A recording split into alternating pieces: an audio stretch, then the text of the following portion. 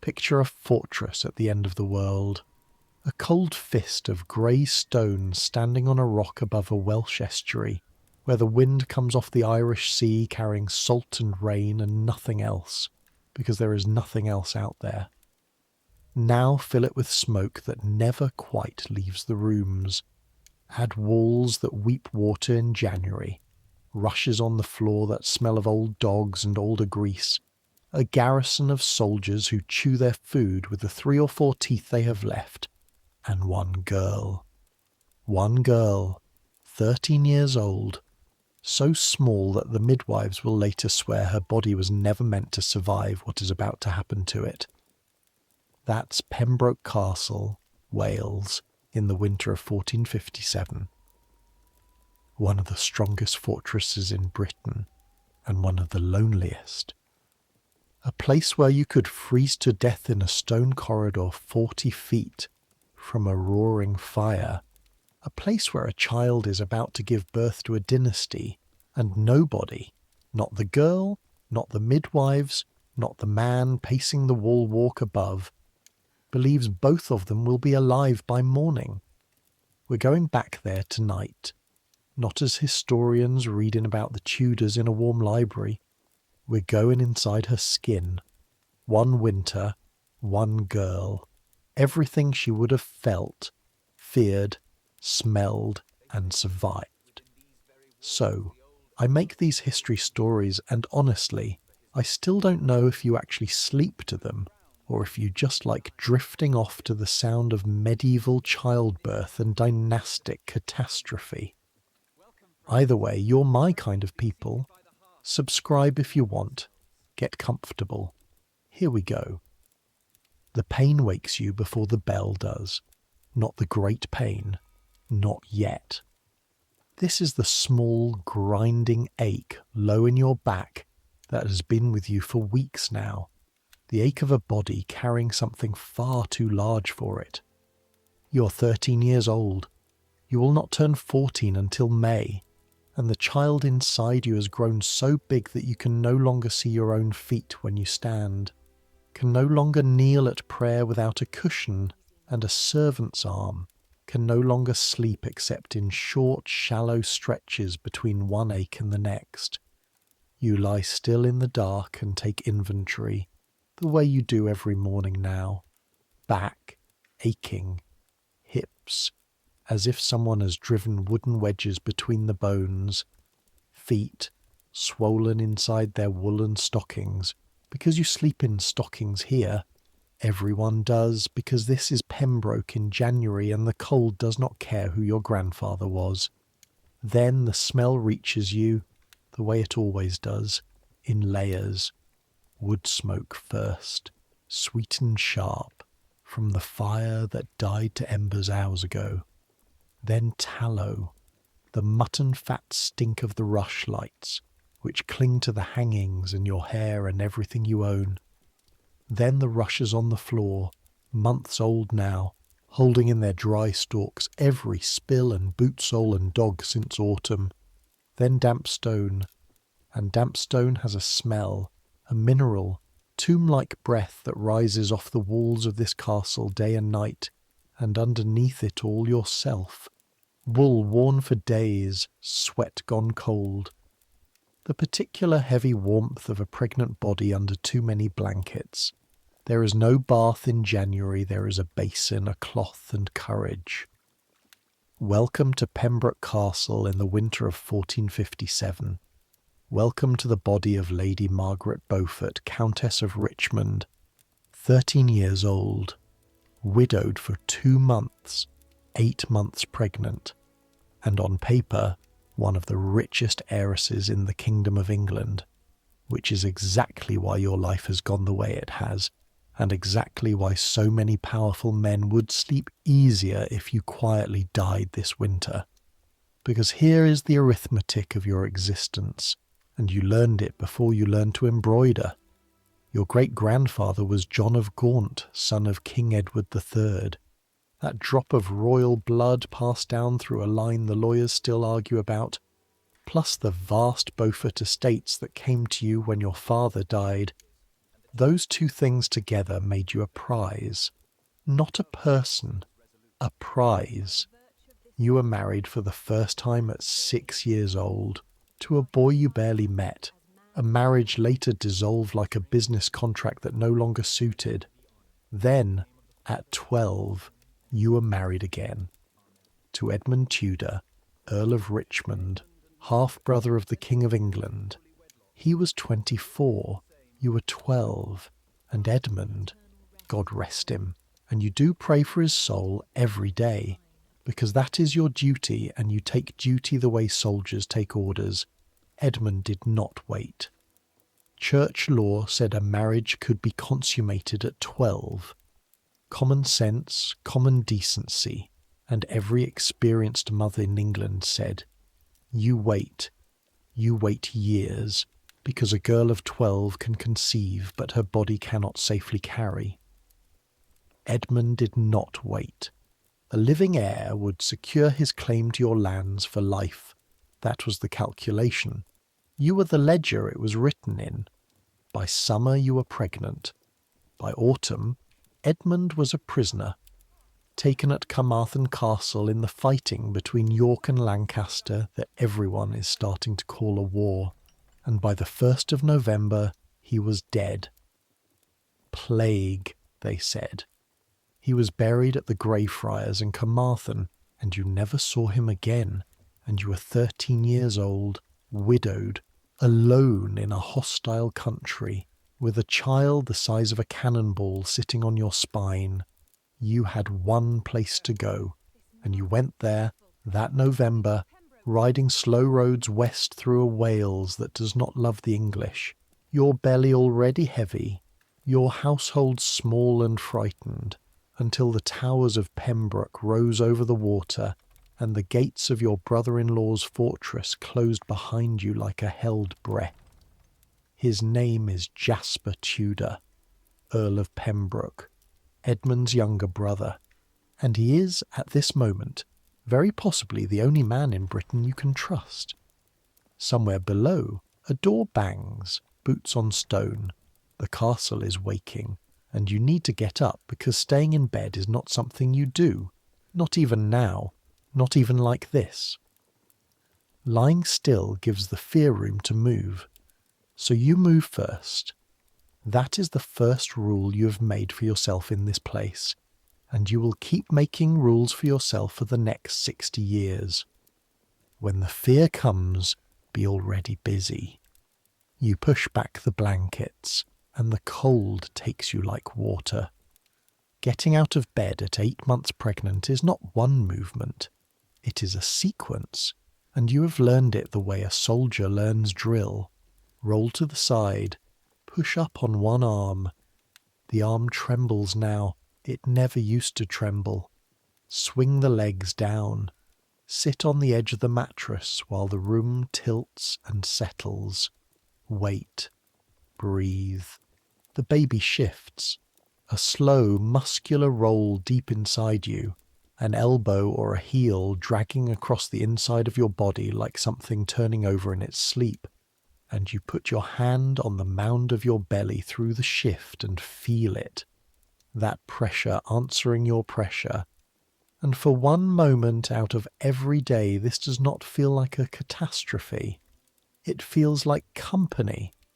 Then your bare feet find the floor beyond the edge of the rug, and the flagstones burn with cold, and the moment is over. Your bedchamber is in one of the towers of the inner ward, round walls, because Pembroke's builders learned that round towers shrug off siege engines better than square ones. A window. A real glazed window, small, its thick, greenish panes distorting the world outside into smears of grey. Because you are a countess, and countesses get glass. Below the glass, on the sill, ice. On the inside, you breathe out and your breath hangs in the air of your own bedroom. Your women are stirring on their pallets by the door. Old Joan is up first, always, folding back her blanket with hands so chapped the knuckles bleed in this weather, going to the fire, kneeling, leaning down to blow the embers back to life. You watch her do it, the grey ash stirring, the first orange eye opening in the char, the careful feeding of it, a twist of dried grass, then splinters, then the split logs and the crackle building, and that first thin ribbon of new smoke that smells better than anything else in the castle. Fire is the difference between life and death here, and it is tended like a sick child hour by hour all winter long. Washing is fast and brutal. Joan brings the basin. The water in the ewer had a skin of ice on it, and she has cracked it and fished the shards out with red fingers. You wash your face, your neck, your hands, and the cold of the water goes through your skin and into the bone behind your eyes. You gasp. You always gasp. Joan makes the same small clicking sound with her tongue she makes every morning, which means nothing and means everything. Still alive, then. Good. Dressing takes 2 women now. The shift first, warmed by the fire so it doesn't strike cold against your skin. Then the kirtle, its lacing let out and let out again over the months, until there is almost no lace left to give. And Elin, your Welsh girl, 15, quick-fingered, who is teaching you Welsh words when no one important is listening. Elin works the laces gently over the sides of your belly, never pressing, and you stand with your hands braced on the bedpost and stare at the wall and practice the thing you're becoming very good at, wearing a calm face over a frightened body. Then the gown over that good English wool dyed a deep, respectable blue-black, because you are a widow and you dress like one at 13. Then stockings gartered above the knee, and shoes of soft leather that no longer fit your swollen feet, so the seams have been slit and restitched looser. Then the wimple and veil binding up your hair, framing your face in white linen, so that the only parts of Margaret Beaufort visible to the world are a pale oval of face and 2 dark, watchful eyes. Appearances matter. They matter more here than almost anywhere, because here you have nothing else. You cannot fight. You cannot ride out. You cannot even walk down a stair quickly anymore. All you have is what people see when they look at you, and what they see must never, never be a frightened child. What they see must be a countess. So Elin pins the veil, and you lift your chin, and the transformation completes itself the way it does every morning, and only your women know how long you lay awake in the night, listening to the wind hunt around the tower like something looking for a way in. Prayer before food, always. You kneel, Elin's arm, the cushion, the slow lowering down, on the floor before the small painted image of the Virgin that travels with you everywhere, and you pray. And I want to be honest with you about this because it matters for everything that comes later. This is not performance. Whatever else history will say about this girl, and history will say she was ruthless, calculating, cold, the grandmother of iron who bent a kingdom around her son, the praying is real. She will pray several hours a day for the rest of her life. She will wear a hair shirt under her fine gowns, rough animal hair against bare skin, itching and chafing every hour of every day deliberately as discipline. Right now, at 13, kneeling on a stone floor in Pembroke with her dead husband's child crushing her lungs, she prays the way drowning people swim. And she will tell people decades from now that in the darkest part of this winter, St. Nicholas himself came to her in the grey space between waking and sleeping. Whether you believe that is your business, she believed it. Belief is a load-bearing wall in this girl, and it will hold up more weight than stone. You pray for Edmund's soul, briefly, dutifully. You pray for your mother, far away in England. You pray for King Henry, your poor, gentle, broken cousin the king, who falls into trances for months at a time and wakes not knowing his own son, while the Duke of York circles the throne like a polite wolf. And then you put both hands on your belly and you pray for the thing you actually came to pray for, the only prayer that matters, the one under all the others. Let the child live. Let me live. And if only one of us can. And here the prayer always stops because you're 13 and you cannot finish it. And while you're on your knees, let me tell you how you got here. The whole road from the beginning, because you carry all of it in this small kneeling body, and a life makes no sense without its luggage. You were born on the last day of May, 1443, at Bletsoe in Bedfordshire, soft green England, about as far from a Welsh war as geography allows. Your father was John Beaufort, Duke of Somerset, great-grandson of a king, commander of armies, and by the time you drew breath, a ruined man. He had led a great expedition to France the year before, a huge, expensive, meandering campaign that accomplished almost nothing, offended nearly everyone, and came home to disgrace. Within a year of your birth he was dead, suddenly at 40, and the whisper, then and now, was that he did not wait for death to find him. You never knew him. What you knew from the cradle was the shape of the hole he left. A baby girl, sole heiress to one of the great fortunes of England, with no father, no brother, no shield. A lamb born owning the meadow, in a country full of wolves who all knew exactly what the meadow was worth. The wolves moved fast. Before your first birthday, the king granted your wardship, the right to control your lands and, more to the point, to sell your marriage, to William de la Pole, Duke of Suffolk, the most powerful man at court. You were an infant, and you were already a line in a rich man's accounts. And when you were 6, Suffolk, feeling the ground shifting under his own feet, played his line. He married you to his own small son, John. You remember almost nothing of it, a dress, a crowd being lifted, because it meant almost nothing.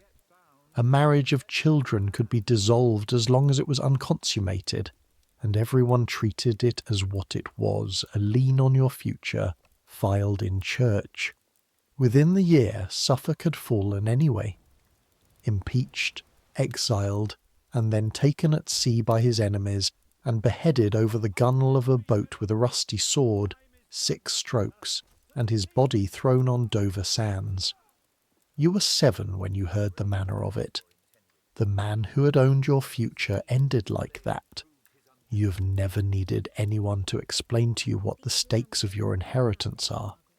You learned it at 7, in one sentence, at supper. Then the king, poor Henry, kind Henry, your cousin, took your wardship to himself and gave it, and you, to his beloved half-brothers, Edmund and Jasper Tudor. And in the spring of 1453, when you was 9, you were brought to court to be looked at, the way an estate is walked before purchase. You remember the court, the size of Westminster, the Queen, Margaret of Anjou, 23 then, glittering, terrifying, kind to you in a brisk collector's way, one Margaret appraising another, and you remember what you were given to understand, that a decision would shortly be made about your marriage between the Suffolk boy you were already contracted to and this Edmund Tudor, whom the king preferred. Here is the story you will tell about what happened next, and you will tell it for the rest of your life, to your household, to your confessor, and at the end of your days to the bishop who will preach your funeral sermon, who will repeat it to the mourners, which is how it reaches us. You were 9. The choice pressed on you, nominally yours, actually nobody's, but you were a child of great seriousness and you took it as yours. And an older gentlewoman advised you, When a thing is too great for you, commend yourself to St. Nicholas, the patron of maidens, and ask. So you prayed. All that evening, and you always insisted on this detail. Again near dawn, and about dawn, whether waking or sleeping you could never afterwards say, there was someone in the room dressed like a bishop, and he said, "Take Edmund. Make of it what you will. A dream, a fever of an overpressed serious little girl, a true visitation. The 15th century did not draw our lines between those things, and neither ever will you. What matters is what it built. It built a girl who believed, at the root, beneath argument, that God took a personal interest in the marriages of Margaret Beaufort, that her line, her choices, her son were watched. People will try for 50 years to make her despair, and they will all fail. Everyone. And they will never understand why. And the why is a bishop at dawn in a 9-year-old's bedchamber. The most dangerous person in any war is the one who is certain the story ends well. So, Edmund. The Suffolk contract dissolved like morning mist. It had never been anything but ink. And in November 1455 at 12, you were married in earnest, and taken west into Wales by a husband twice your age, into the rain and the war, and he did not wait, and by the spring you were carrying, and by the autumn he was taken, and by All Souls he was dead, and by the New Year you were here, on your knees on a stone floor at the world's edge. 13, praying over the enormous fact of your own body, the entire Beaufort inheritance, the entire Lancastrian bloodline of the next century, folded up inside one small girl, the way a cathedral is folded up inside a seed. That is the luggage. Now you know what she knows, kneeling there. Every institution that was supposed to protect her, father, crown, guardian, husband, has died, fallen, or failed, in order like a row of candles pinched out. And she has drawn from this the conclusion she will act on for 60 years. The conclusion that is, when you strip away the piety and the parchment, the entire foundation of the Tudor dynasty. Protection is not a thing you are given. It is a thing you build, brick by brick, prayer by prayer, ledger by ledger, beginning now. Getting up off your knees takes longer than getting down. Ealing halls, Joan steadies, the baby objects your hips grind, and the day begins. Breakfast comes to your chamber. Wheat bread, not bad, baked in the castle ovens yesterday. A piece of hard yellow cheese, small ale, weak and sour and safer than water.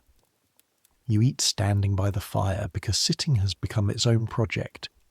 The bread is dense and slightly gritty. There is always grit from the millstones, and your teeth have learned to find it. And you chew slowly and look out through the warped green glass at the world. And here is what you see.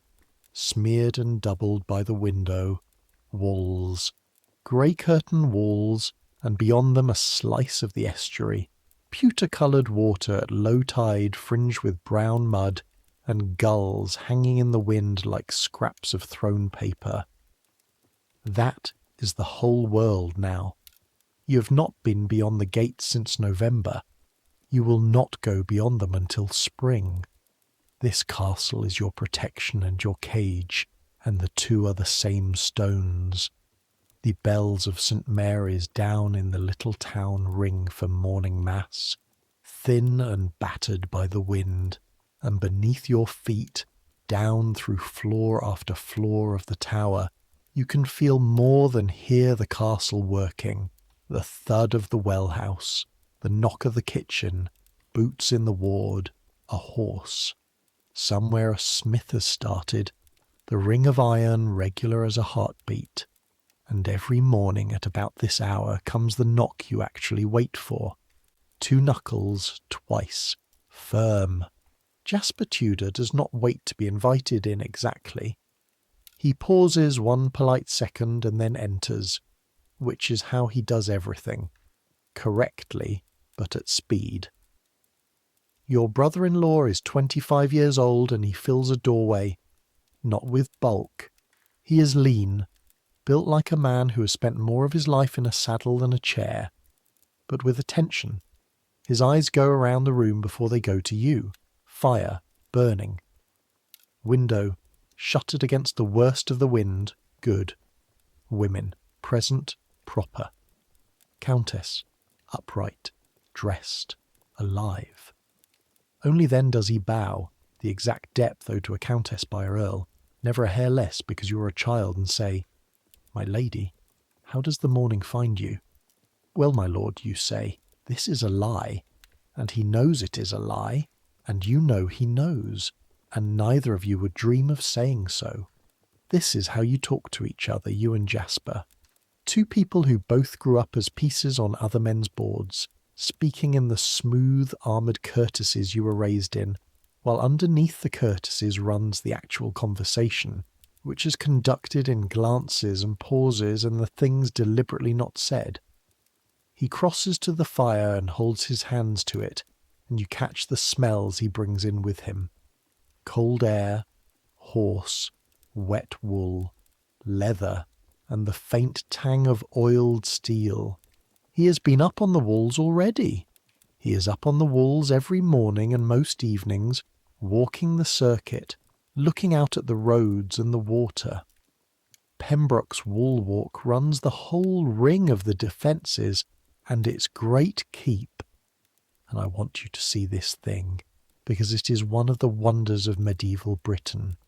Its great keep is a massive round drum of stone nearly 80 feet high, walls up to 19 feet thick at the base, crowned with a dome of solid stone, not timber, stone.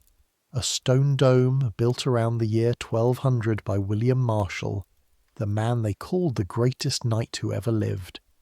It has stood for 2.5 centuries when you look at it, and it will still be standing, essentially intact, when people watch this in a future no one in this room could begin to imagine. Your grandfather's grandfather's grandfather could have stood in this ward and seen exactly what you see through the window now. It's that old, that permanent, and below it all, down inside the rock the castle stands on, there is a cave, an enormous natural cavern called the Wogan, yawning open at the water's edge under the northern hall, big enough to shelter boats, closed off with a wall and a water gate, a castle with a mouth to the sea. Remember the cave. The cave is not part of tonight's story, but it will matter in another one 14 years from now, when a boy not yet born flees through this same fortress with his uncle running for a ship, running for his life. The stones are patient. They can wait. "There is snow on the Preseli hills," Jasper says to the fire. "The Haverford West Road is mud to the axle. Nothing moves in this, which means no army can reach us, which means you are safe another week." He never says the second half aloud. He gives you the weather, the roads, the tides, the price of things, the movement of men, dry facts delivered in his even soldier's voice, and leaves you to assemble them, because he worked out very early, this hard young man, something that almost no one else in England has bothered to notice, that the pregnant child in the tower has a mind like a counting house, that you assemble facts the way masons assemble walls. Later, much later, a bishop who knew you well will say there was scarcely a man in the kingdom, lettered or not, with a shrewder wit. Jasper is the first person to treat that wit as a real thing. He commits nothing to you that a countess should not carry, but he hides nothing you will need. It is not warmth, exactly. It is something rarer. It is respect, offered flat like bread. And you need it, because the facts he brings are these, and they are bad. The king, Henry VI, your cousin, Jasper's half-brother, is a gentle, pious, periodically catatonic man been fought over like a purse dropped in the street. The Duke of York has been protector twice, and given it up twice, and no one believes he is finished. The Queen, Margaret of Anjou, fierce and French and cornered, is gathering men. Last spring at St. Albans the first real blood was spilled, a battle in the streets of a market town, great lords dying among the shop fronts, and everyone felt the country lurch, like a cart going over the lip of a hill. Wales itself is a patchwork of feuds wearing the war as a costume. Edmund, your husband, did not die on a battlefield. He died of plague in a cell at Carmarthen after being taken prisoner by York's men, William Herbert's men. Remember that name too, Herbert. A capable, ambitious Welsh knight on the other side, whose path will braid through your families for the next 30 years, prisoner and jailer, enemy and, in one of history's strangest turns, foster father. Nobody planned the shape of this war. It grows the way mould grows, and in the middle of the mould sits your inheritance, and inside you, kicking, is a child who, if male, if alive, will be born with royal blood from 2 directions and a claim that certain men will find inconvenient for as long as he breathes. My lady mother wrote, you say. She urges me to eat meat while I may, Lent notwithstanding for the child's sake. She has licence from her confessor for it. Your lady mother is a sensible woman. She also asks whether I am afraid. You don't know why you say it. It slips out between the armoured courtesies, one true sentence, and it hangs in the room. Joan goes very still by the linen chest. Jasper looks at you, actually looks, the way he looks at roads and tides, and for a moment you see him decide against every soothing thing a man might say to a girl. You would be a fool not to be, he says. You're not a fool. Fear is a watchman, my lady. Let it walk the walls. Do not let it hold the keys. He bows and goes, boots quick on the stair, and you stand by the fire with your hands on your belly, and you take that sentence and you put it away in the place where you keep things. You're building a person in there out of scraps other people drop. Fear is a watchman. Let it walk the walls. 60 years from now, when you've outlived 4 kings, 2 husbands more, every enemy you ever had and nearly everyone you ever loved, when your grandson is being crowned and you're watching from a latticed window, the most powerful woman in England weeping, and a man who knows you will write that you wept because you had learned that every great joy is a hinge that something terrible can swing on. The girl by this fire will still be in there holding that sentence, but that is 60 years away. Right now it is January 1457, and your back aches, and the snow is coming down over the Preseli hills, and you have a household to run. Because that is the other thing no one tells you about being a 13-year-old countess, the work. You keep your own small household inside Jasper's larger one, and a household is not a metaphor. It is linen and candles and wages and food, and somebody has to count all of it, and the somebody is you. Every few days your clerk brings the rolls, long strips of parchment stitched end to end, cramped brown ink, the accounts of your little court in exile, and you sit at the table by the window with the parchment crackling under your cold fingers, and you go through it line by line. Candle wax, so much. Fish for fast days, so much. And Pembroke at least has fish, herring and salted cod and eels from the estuary, the smell of them boiling drifting up from the kitchens on Fridays like a grey flag. Wages for your women, your grooms, your chaplain. A payment to a messenger who carried letters to your mother at Bletsoe, riding 250 miles of winter roads, and you check the sum against what such a journey honestly costs, because you know what it honestly costs, because you have made it your business to know. And here is a small, true thing about this girl that tells you everything. She checks the arithmetic, herself, line by line, moving her lips slightly, carrying figures in her head. Most great ladies sign where the steward points. For the rest of her life, Margaret Beaufort will audit her own accounts, catch her own officials' errors, run her estates with a grip so exact that her receivers will come to dread her neat questions. In an age when a woman's property flows through the hands of whichever man is nearest, she is understood, at 13, the one unglamorous truth under all the poetry of nobility, that power is a ledger, land is power, rent is land made liquid, and nobody guards your interest but you.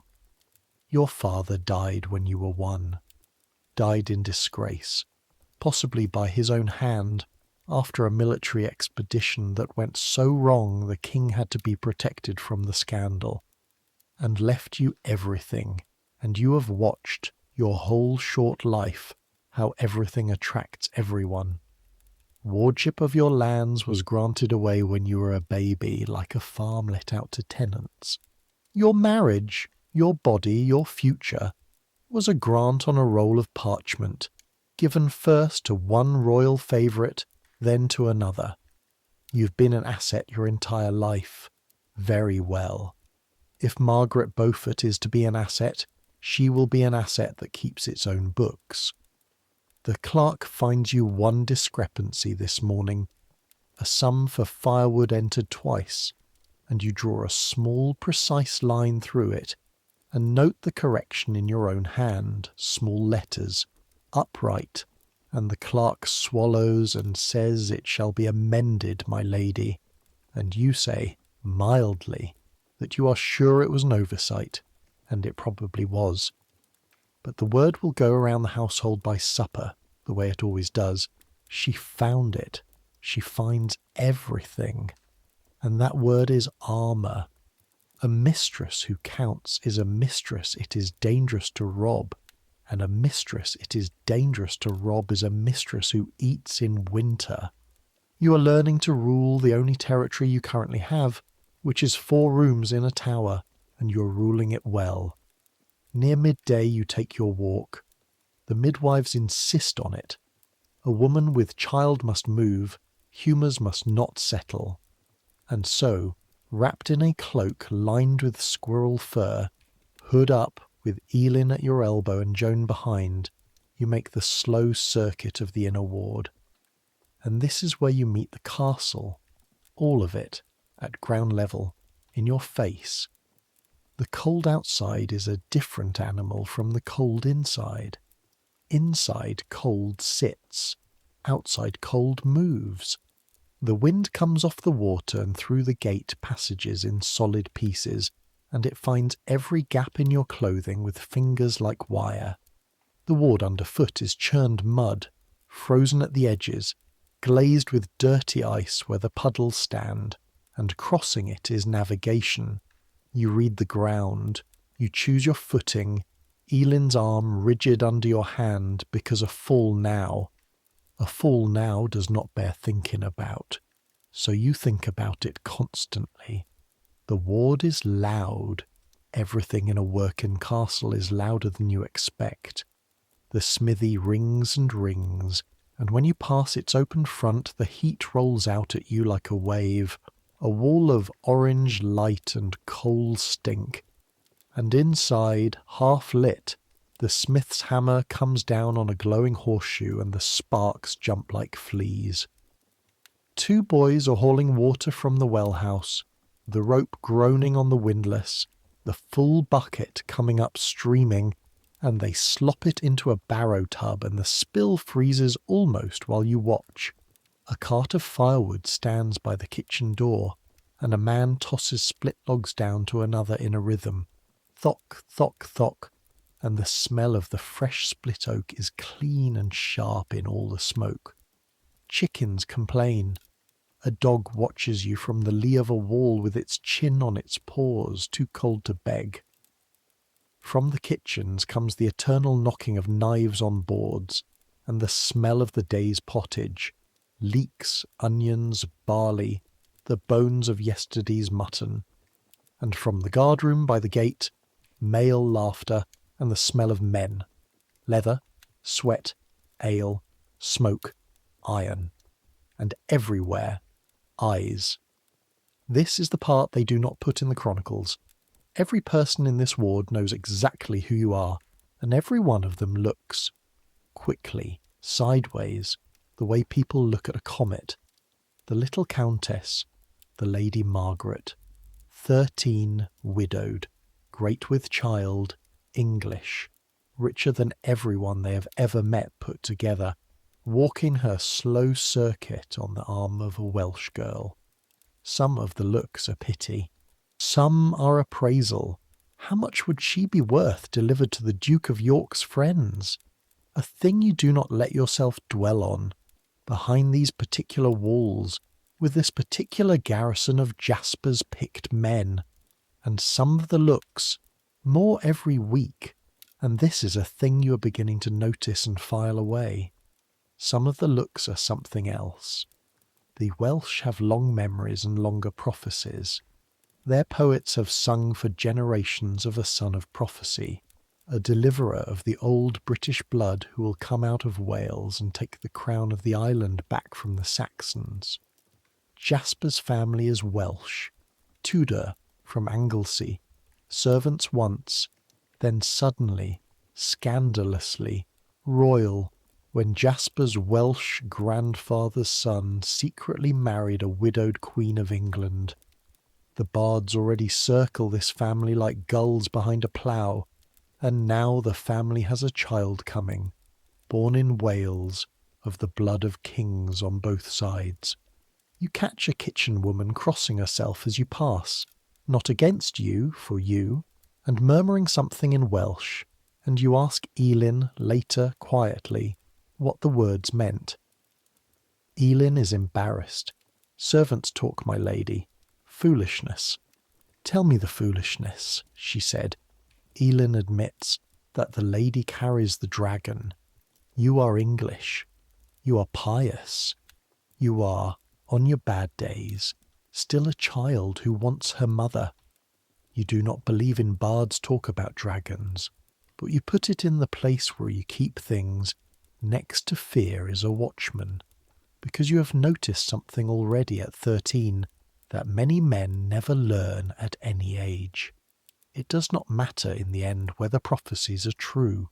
It matters whether people believe them. Belief moves men. Moved men move the world. You will spend the next 3 decades proving it. Some days there is no circuit at all, because some days Pembroke belongs entirely to the weather, and you should feel one of those too, since January hands you several. A storm off the Atlantic arrives the way an army never could. No warning beacon, just a falling of the light around midday, the gulls vanishing, the air going the colour of pewter and then of slate, and then the first gust hitting the tower like a shoulder against a door. For a day and a night the world is noise. The wind does not blow, it works. It worries at the shutters, mines under the eaves, finds a loose slate somewhere high on the hall roof, and plays it like a broken instrument. Tap, tap, tap, tap, until men in the ward below curse it by name. Rain comes in horizontally and hits the shutter like handfuls of thrown gravel. The fire smokes and cowers. The chimney moans one long low note for hours, a sound with a size to it, as if the castle had lungs, and under everything, constant, enormous, is the sea. You can hear the swells destroying themselves against the rocks below the water gate. A boom and drag, that you feel in the bed frame, in your teeth, in the floor of your chest where the baby pushes. Nobody goes out. The castle folds in on itself like a fist in a pocket. The passages fill with people being elaborately patient. The hall smells of wet everything. The dogs will not leave the hearth. and Joan, mending by rushlight, tells storm stories from her girlhood in which the drowned always, always come back for something. You sit wrapped in the window seat with your hand on your belly, and the child rolls and settles, restless with the pressure of the changey air. Old women swear infants feel storms before sailors do, and you discover, oddly, that you like it. You will never say so. But there is something in the great blind violence outside and the small stubborn fire inside that arranges itself, in your mind, into a private sentence you will use all your life without ever once speaking it aloud.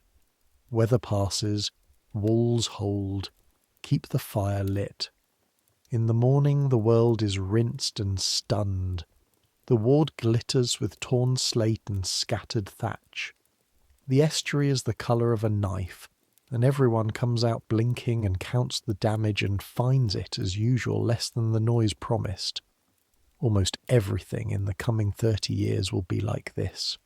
Almost nothing will be as bad as it sounds at midnight.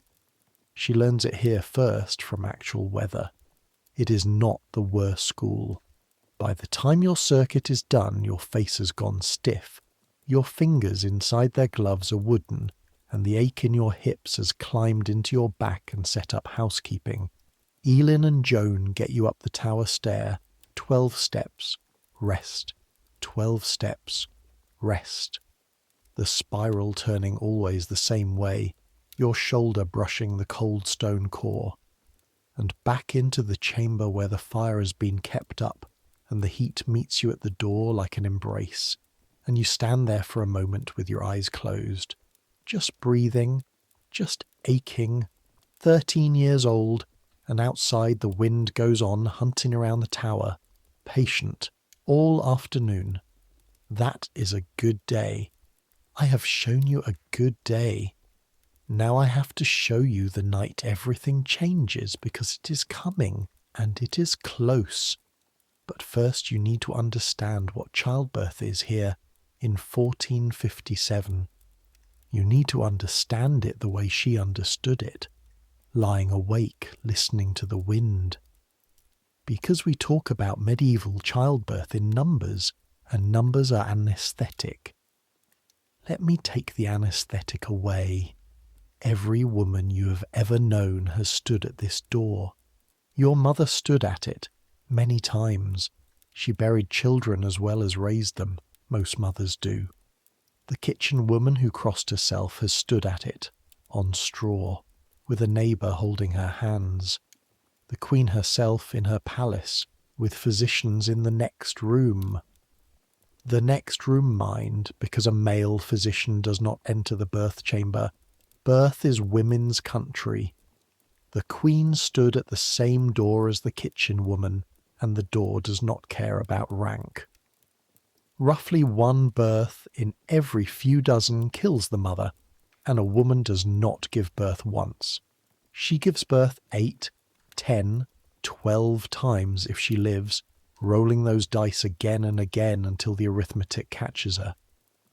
Everyone knows a woman at court. Every parish churchyard holds them, young wives buried with infants tucked into their arms like luggage for the same journey.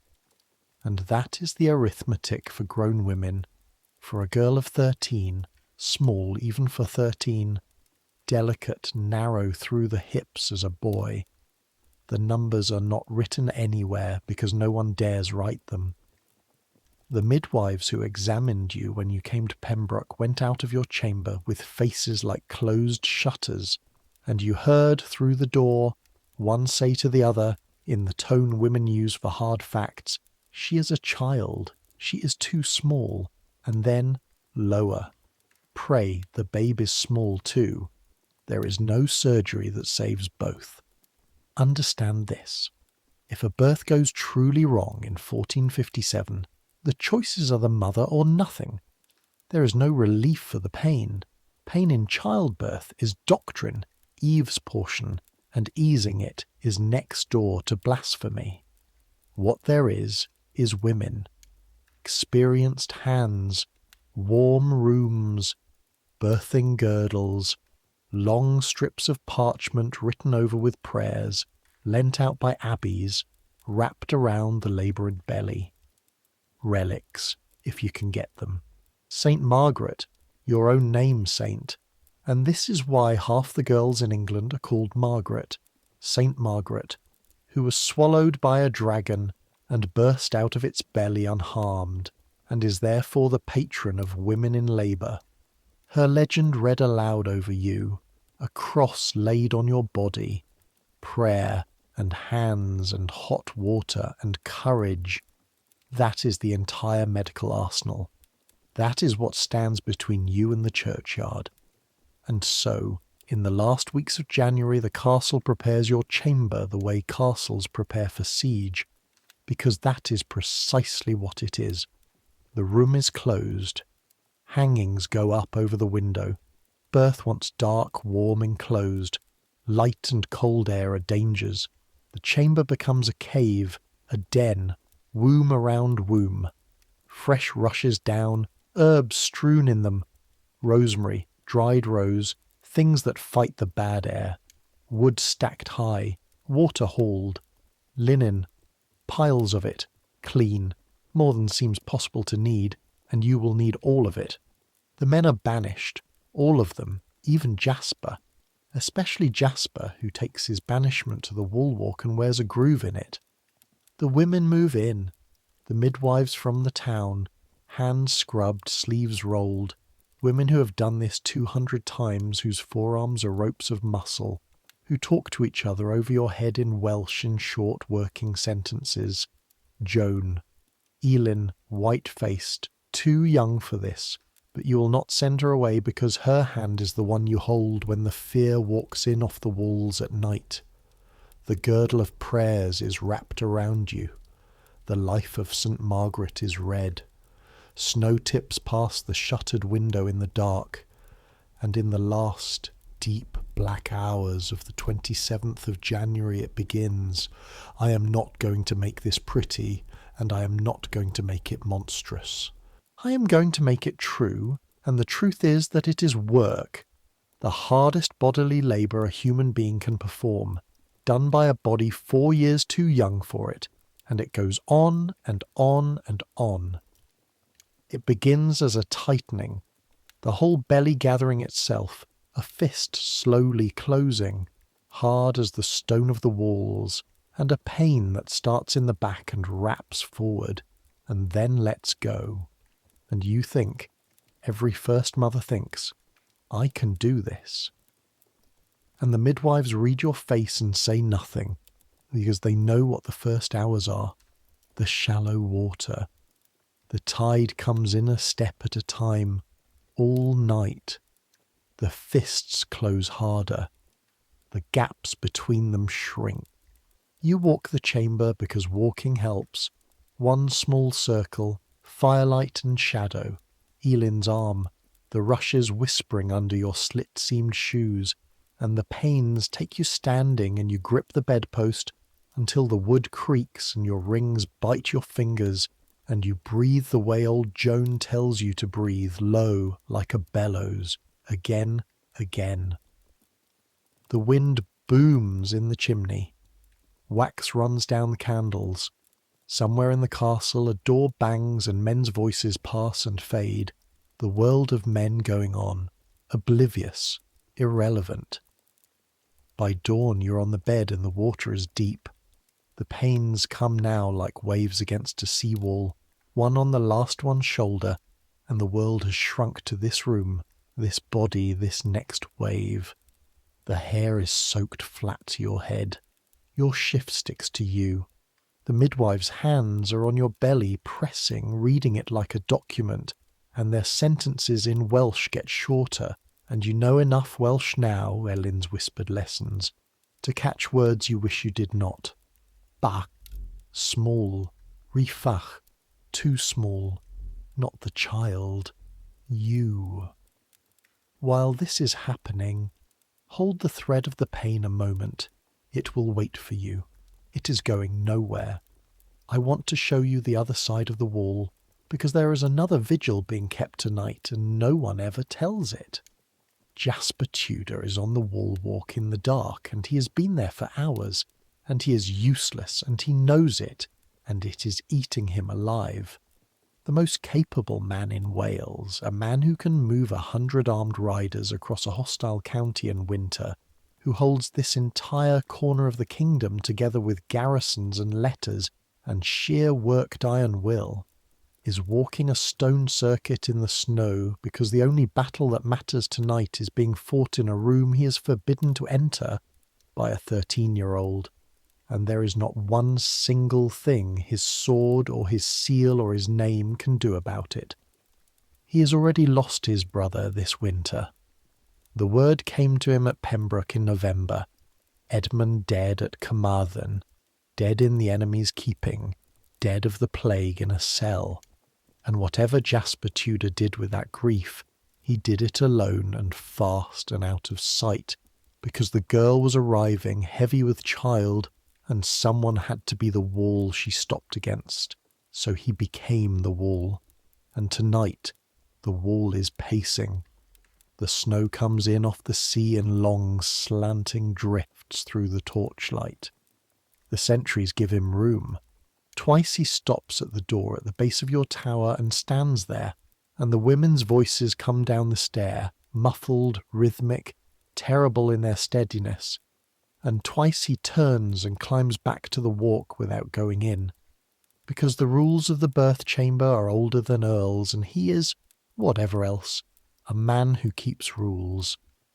Below in the town they know, of course they know. Castles leak like baskets, and there are lights in the church, and the priest of St. Mary's is up, and a knot of townswomen keeps its own watch near the gate, because that is what women do when one of them is at the door. Even a countess, even English, they stand near. The whole Edland, castle and town and church, is awake in the snow around one firelit window, and this too is the 15th century. Not only the axes and the treasons, this, a community holding its breath in the dark, in the cold together.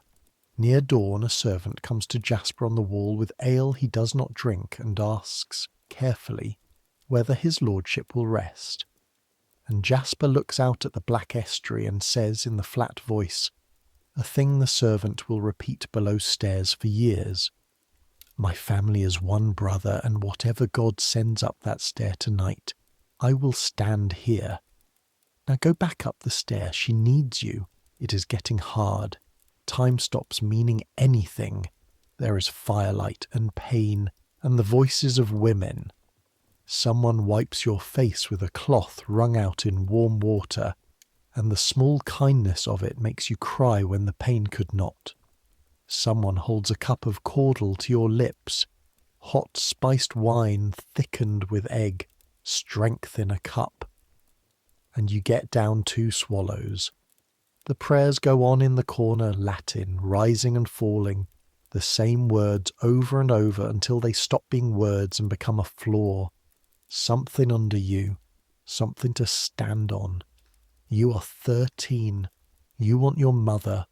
She's 250 miles away across a frozen kingdom at war, and she does not even know this has begun, and you will be delivered or dead long before any letter reaches her, and somewhere in the worst of it that fact stops being a grief and becomes a strange, cold spine. No one is coming. There is only you. Very well. There has only ever been only you. And then, deep in the day, the moment the midwives feared, the waves stop making progress. You're exhausted past exhaustion. Hands shaking, lips cracked, the muscles of your belly and back burned through like candle wicks. And the child is not moving down, and the oldest midwife puts her hands on you and goes still, listening through her palms, and then she looks up at Joan across your body, just a look. And Joan, old Joan with her bleeding knuckles who dressed you every cold morning of this winter, takes both your hands in both of hers and puts her face down close to yours and says the truest thing anyone has ever said to you. Now, my lady, you fight. The chronicle writers will not record the next hour. They record none of this. The whole day gets a line. At Pembroke was born to the Lady Margaret a son. The hour belongs to the women in that room, and they are all dust now, and so it belongs to you tonight, and to what you know of bodies and courage. She fought. The girl the courtiers will one day call the most feared woman in England learned in this hour, on this bed, what fighting actually is. Not banners, not horses. It is continuing. It is one more, when there is nothing left, and then one more after that. The midwives shift her, kneel her, brace her. Hands press where hands know to press.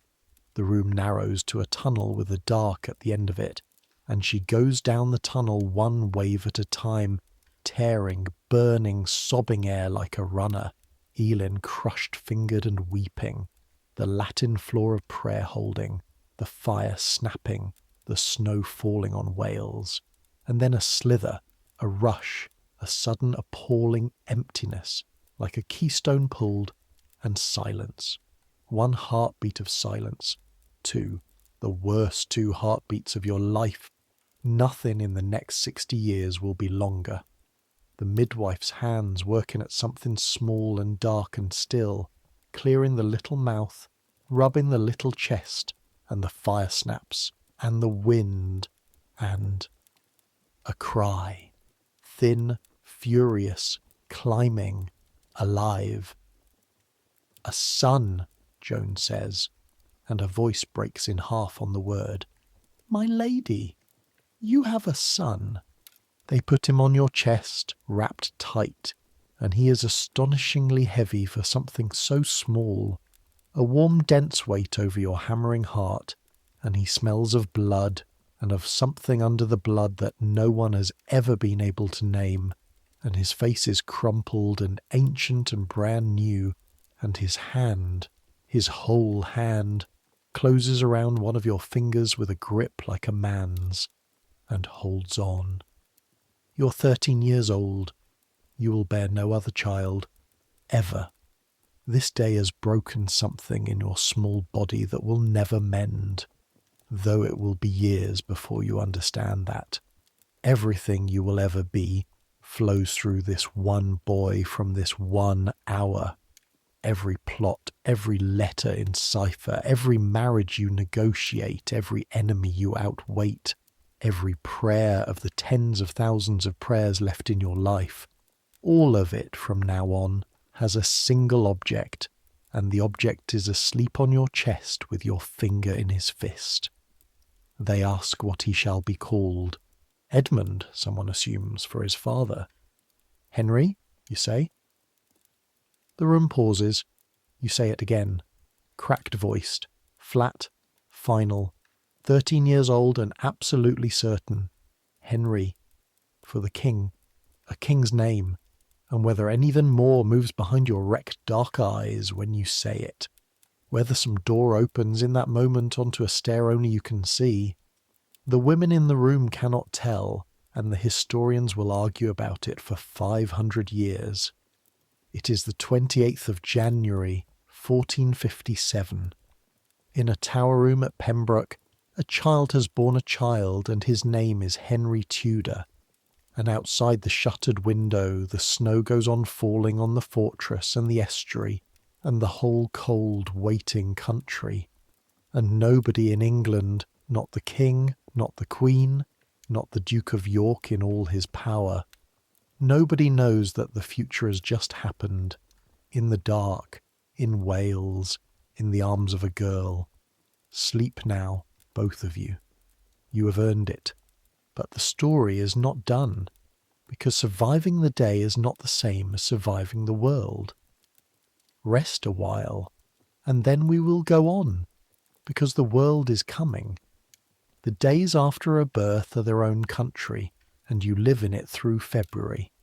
By custom you are confined, lying in, they call it, weeks in the closed warm chamber, churched at the end of it in a ceremony that formally returns a mother to the world. For most women it is the only rest of their lives. For you it is rest and prison and school, all three. Your body is a map of what happened. Everything aches. Standing is an argument. There is bleeding, and there will be for weeks. When you cough, you brace. The midwives visit daily and are pleased with you in the grudging way of professionals.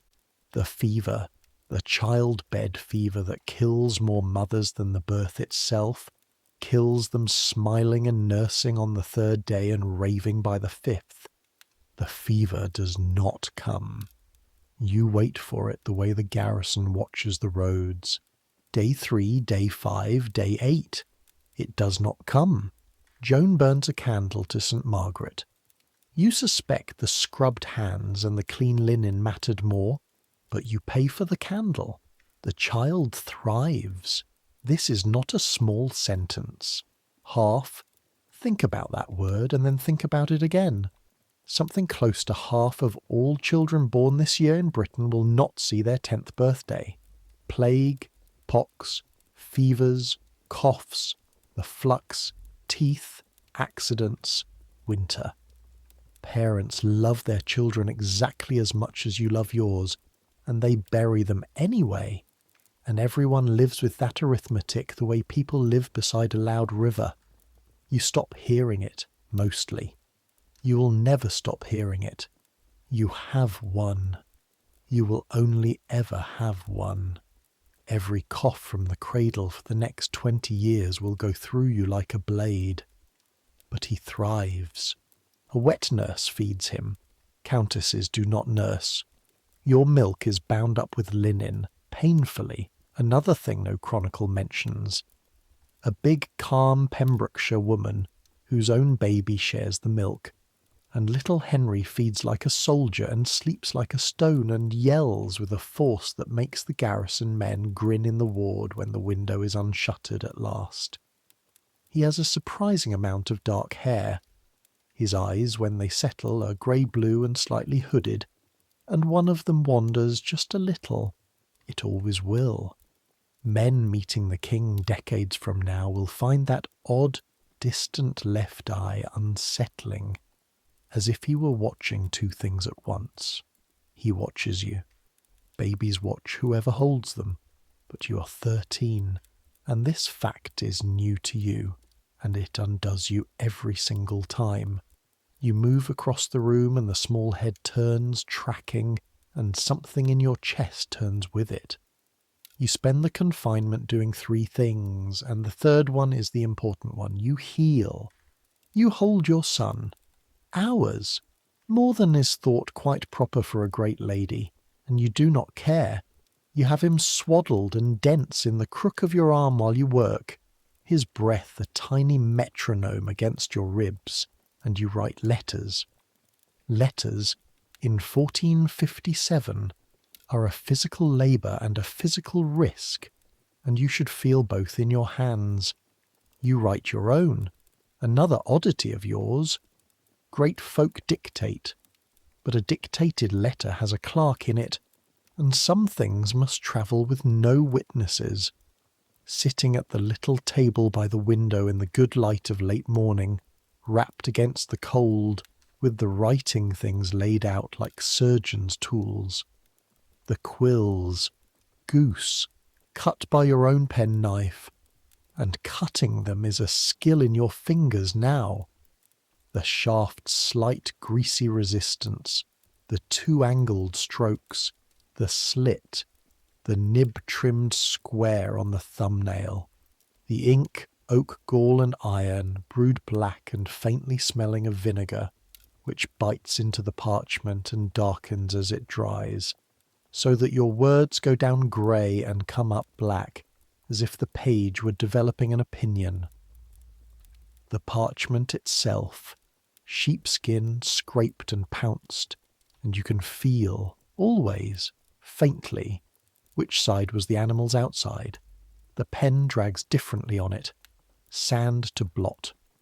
Wax and the little brass matrix of your seal, and a candle to melt the one onto the other, and the smell of hot wax, which will mean letters to you until the day you die. To your mother at Bletsoe you write the news that can be written. A son, well and strong, named Henry, yourself recovered, by God's grace and good women. The intended match with Stafford, her approval humbly asked and confidently assumed. What cannot be written you fold into the spaces. Your mother raised you, she reads spaces. To the Duke of Buckingham's people, the necessary courtesies of the negotiation, drafted, read over, redrafted, because a word too warm binds you and a word too cool insults him, and 13-year-old widows do not get to insult dukes. And 1 or 2 letters that are not any of anyone's business, then or now, sealed twice. Then the letters must move, and this is the risk. A letter is a rider, and a rider is a man on winter roads through a country dissolving into faction, where a Beaufort seal found in the wrong saddlebag by the wrong patrol is not correspondence but evidence. So the letters go by Jasper's men, or folded inside merchants' packets, or carried word for word in a chaplain's memory, and every one is a small wager thrown out across 250 miles of mud and suspicion, and the answers, when they come, 3 weeks, 4, 5, arrive road-stained and creased, the wax cracked, and you have learned to examine the seals before you read one word, whole or lifted and reset. You are 14 years old this spring, and you check your mail for tampering methodically, holding the wax to the window light, and you do not think this is strange, and given the next 30 years of your life, the ciphers, the confessors carrying treason in their heads, the physician crossing the lines with a dynasty folded into a satchel. Given all that, you're quite right not to, because here is what the world looks like from your bed in February 1457, and I want you to see it with her eyes, cold and clear. You are a widow. In this world, that means you are, briefly, dangerously, a door standing open. A widowed heiress will be remarried. The only question is by whom, to whom, and for whose profit. If you drift, the choice will be made for you. By the King's Council, by the Queen's faction, or the thought that actually frightens you, by events, by some Yorkist lord's ambition and an escort of spears at the gate. You are the mother of a boy with royal blood. Whoever holds you holds him. Whoever holds him holds a card in the great game, and cards do not get asked where they would like to be played. So you will not drift. You will choose. 13 years old, torn and healing on a winter bed at the wet edge of Wales, you reach out and take hold of your own life with both hands. And this, not the birth, this is the moment the Tudor dynasty actually begins. The birth was biology. This is will. Before we get to the letters and the plans, though, let me give you the nights, because the confinement was not all cradle warmth and healing, and there is one night in February you need to live through with her, since she lived through it, and it taught her more than any tutor ever did. It begins with a sound that does not belong. You are awake. You're often awake in the small hours now. The baby's feed times have rearranged your sleep into short watches, like a sailor's, and you're lying in the dark doing the thing you do, running tomorrow's accounts behind your eyes, when you hear, far off and thinned by wind, the gatehouse horn. Not the long evening note.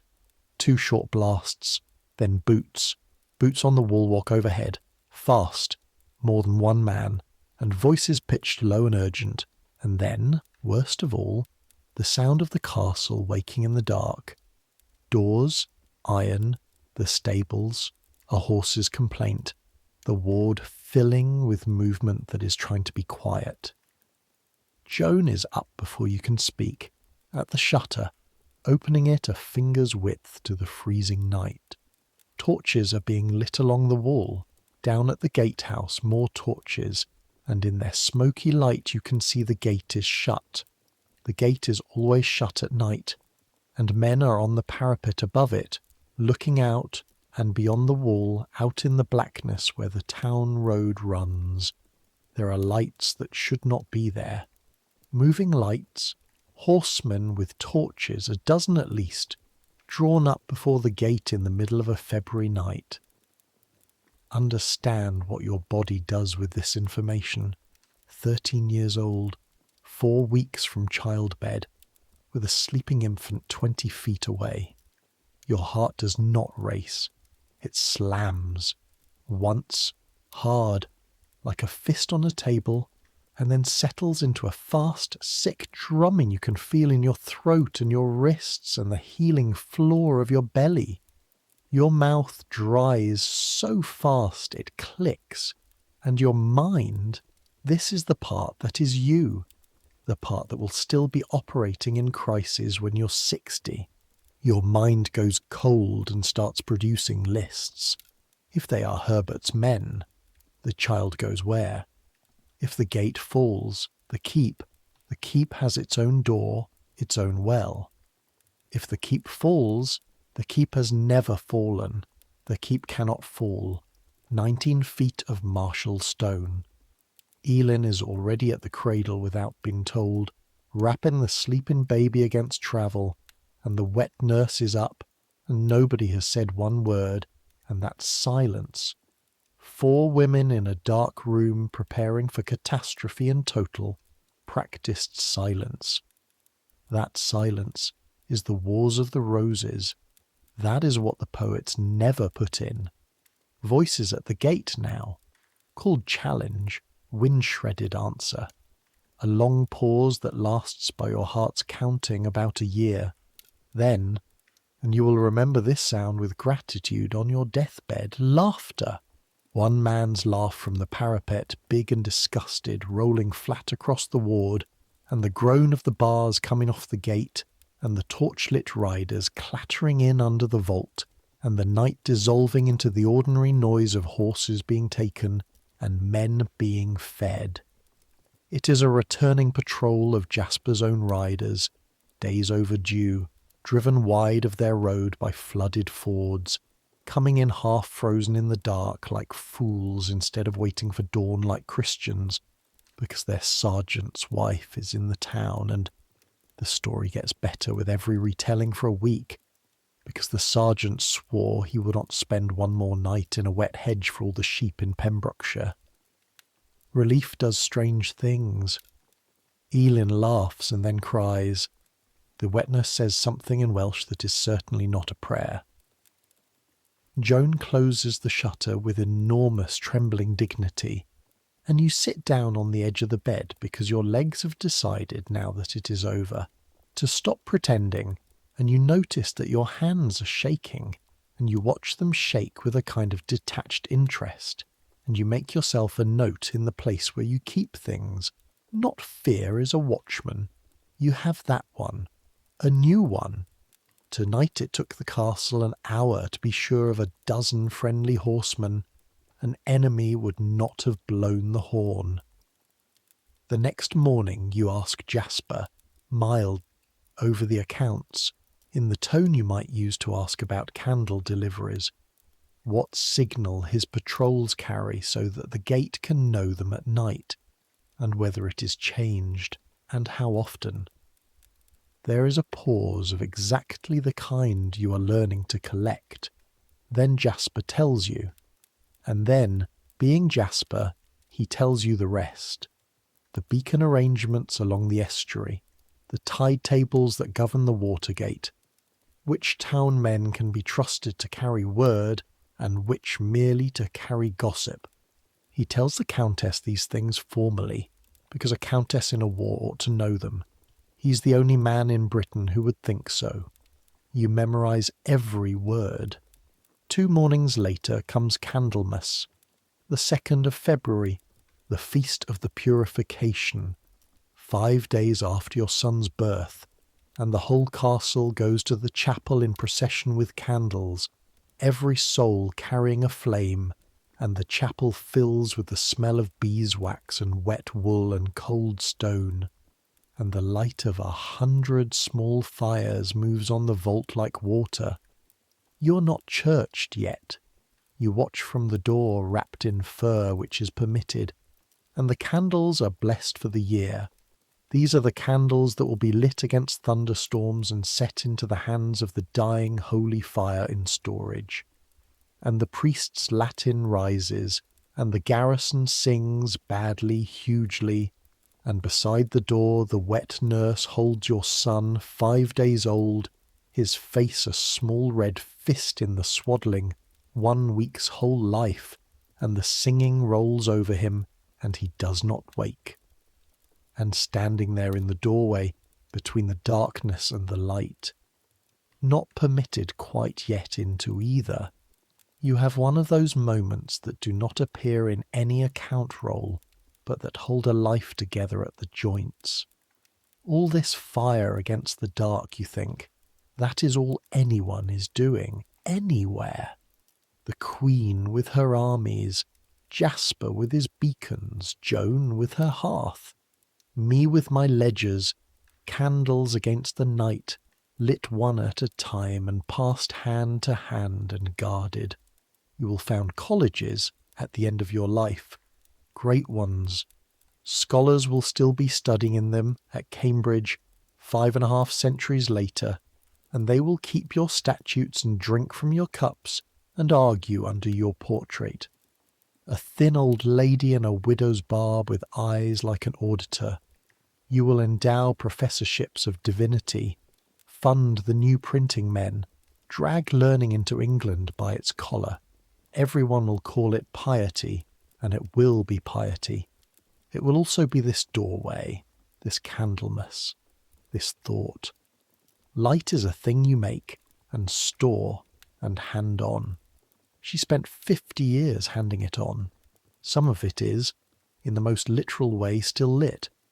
And then, in the 3rd week of February comes the worst 48 hours of the winter, and it has nothing to do with armies. The baby takes a fever. It starts as nothing. He is fretful at a feed, turns his head away, cries in a new key, thinner, complaining, and the wet nurse frowns and says, "Babes have their days, my lady," and by that evening he is hot. You put your lips to his forehead the way Joan shows you, because lips read heat truer than fingers, and his skin against your mouth is like a stone left near the fire, and the fear that comes up through you then makes the night of the horseman seem like a game, because this is the enemy with no gate to bar against it. This is the arithmetic, half of all children. You knew the number. Now the number is lying in your arms, breathing too fast with a pulse in its fontanelle going like a bird's. There is no physician. There would be no point. Physicians bleed people and cast horoscopes, and no one bleeds a 3-week infant. There are the women, and the women's war is fought with what they have. The chamber kept warm but not close. Swaddling loosened. A cloth wrung out in lukewarm water, not cold. Cold drives the fever inward, everyone knows this. Laid and relaid on the small hot body. Feeds offered constantly, taken poorly. A decoction the oldest midwife brews from things she does not name, of which he takes 3 drops from a fingertip. Prayer in shifts, actual shifts. Your women rotating through the corner where the Virgin's image stands like sentries changing guard. And you will not put him down. 16 hours, 18, you lose count. You walk the chamber with him against your shoulder, his breath rapid and shallow at your ear, hotter than any breath should be, and you sing to him, You have no singing voice. You will never have one, a fact your household will affectionately conceal from you for 6 decades. You sing anyway, small nothing tunes from your own nursery in Bedfordshire, and you walk, firelight to shadow, shadow to firelight. The rushes hissing under your slow feet, and you make God, in the small hours, every promise you will spend the rest of your life keeping. People will wonder, centuries on, at the scale of her devotion. The daily hours on stone floors, the hair shirt, the vow of chastity she will take, remarkably, while married to her 4th husband, with his bewildered consent, the relentless lifelong driving piety that even that pious age found extreme. Historians will weigh politics and psychology and fashion. Weigh this too. Somewhere near the bottom of it there is a girl walking a tower room through the 3rd night of a baby's fever, striking bargains, and the fever breaks. Near dawn on the 2nd, 3rd, morning, you realise the breath at your ear has slowed and deepened. You press your lips to his forehead and it is damp and cool as a cellar wall, and he stirs and roots and feeds like a drowning man, and falls asleep in the middle of it with milk on his chin, limp and heavy and utterly blessedly ordinary.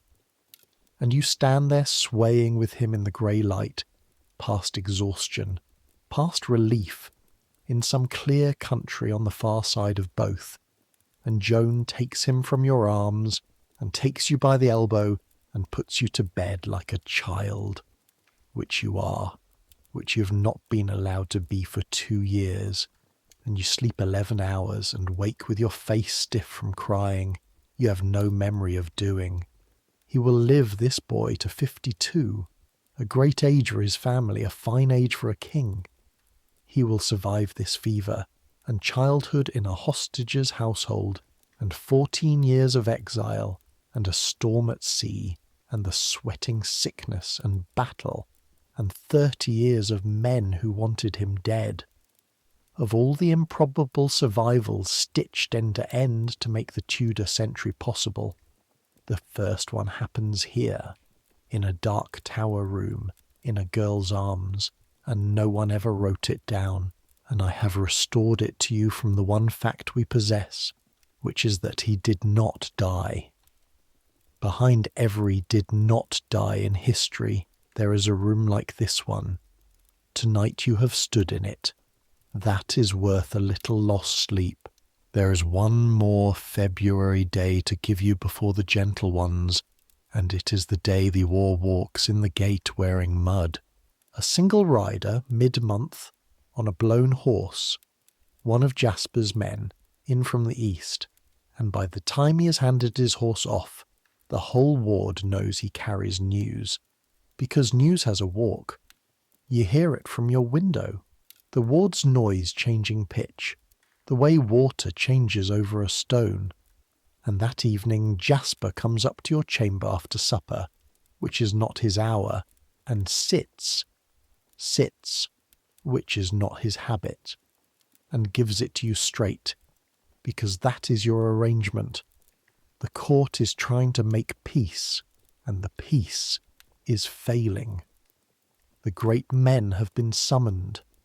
There is talk of councils, of settlements, of the Duke of York and the Queen's lords being made to walk hand in hand to a service at St. Paul's like schoolboys after a caning. This will actually happen next year. They will call it Love Day, and it will be exactly as durable as it sounds. Meanwhile, everyone arms. Herbert's power in the south grows by the month, with the Duke of York behind him like weather behind a wind. The names come at you across the firelight.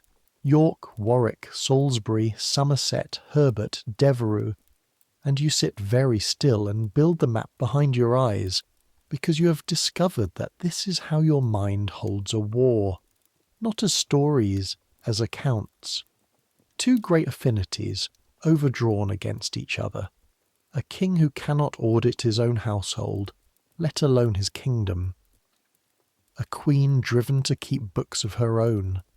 And you note, filing it, that all winter the men around Jasper speak of Margaret of Anjou, with that particular edge reserved for women who act. And you note what the edge cost her, and you begin, at 13, the long private study that will be your masterwork. How a woman moves power without the edge. The queen does it with armies in daylight, and they will hate her for it to the next 5 centuries. There are other ways, quieter ledgers. You are years from knowing what you're learning. You're learning it anyway, the way you learn everything without being taught. And us, you ask? Us. The word is out before you weigh it, and Jasper's face does the almost nothing it does instead of expressions. Wales holds, he says, this year. And then, standing at the door, the truth under the facts, flat as always. Get your marriage made, my lady. Get behind Buckingham's wall before the summer roads dry. Paper first, then stone. He's gone before you can answer, which is as well, because what you feel, and you sit with it a long time by the sinking fire, examining it like a seal held to the light, is not fear. It is the other thing. The cold, clarifying, faintly shameful thing that will visit you at every crisis of your life, and that you will never once admit to a living soul. Readiness. The world is becoming a problem, and you are good at problems. The rest of February is gentler, and it is in the gentleness that the last piece of her gets forged, so stay with the quiet days a moment. The routine sets like mortar.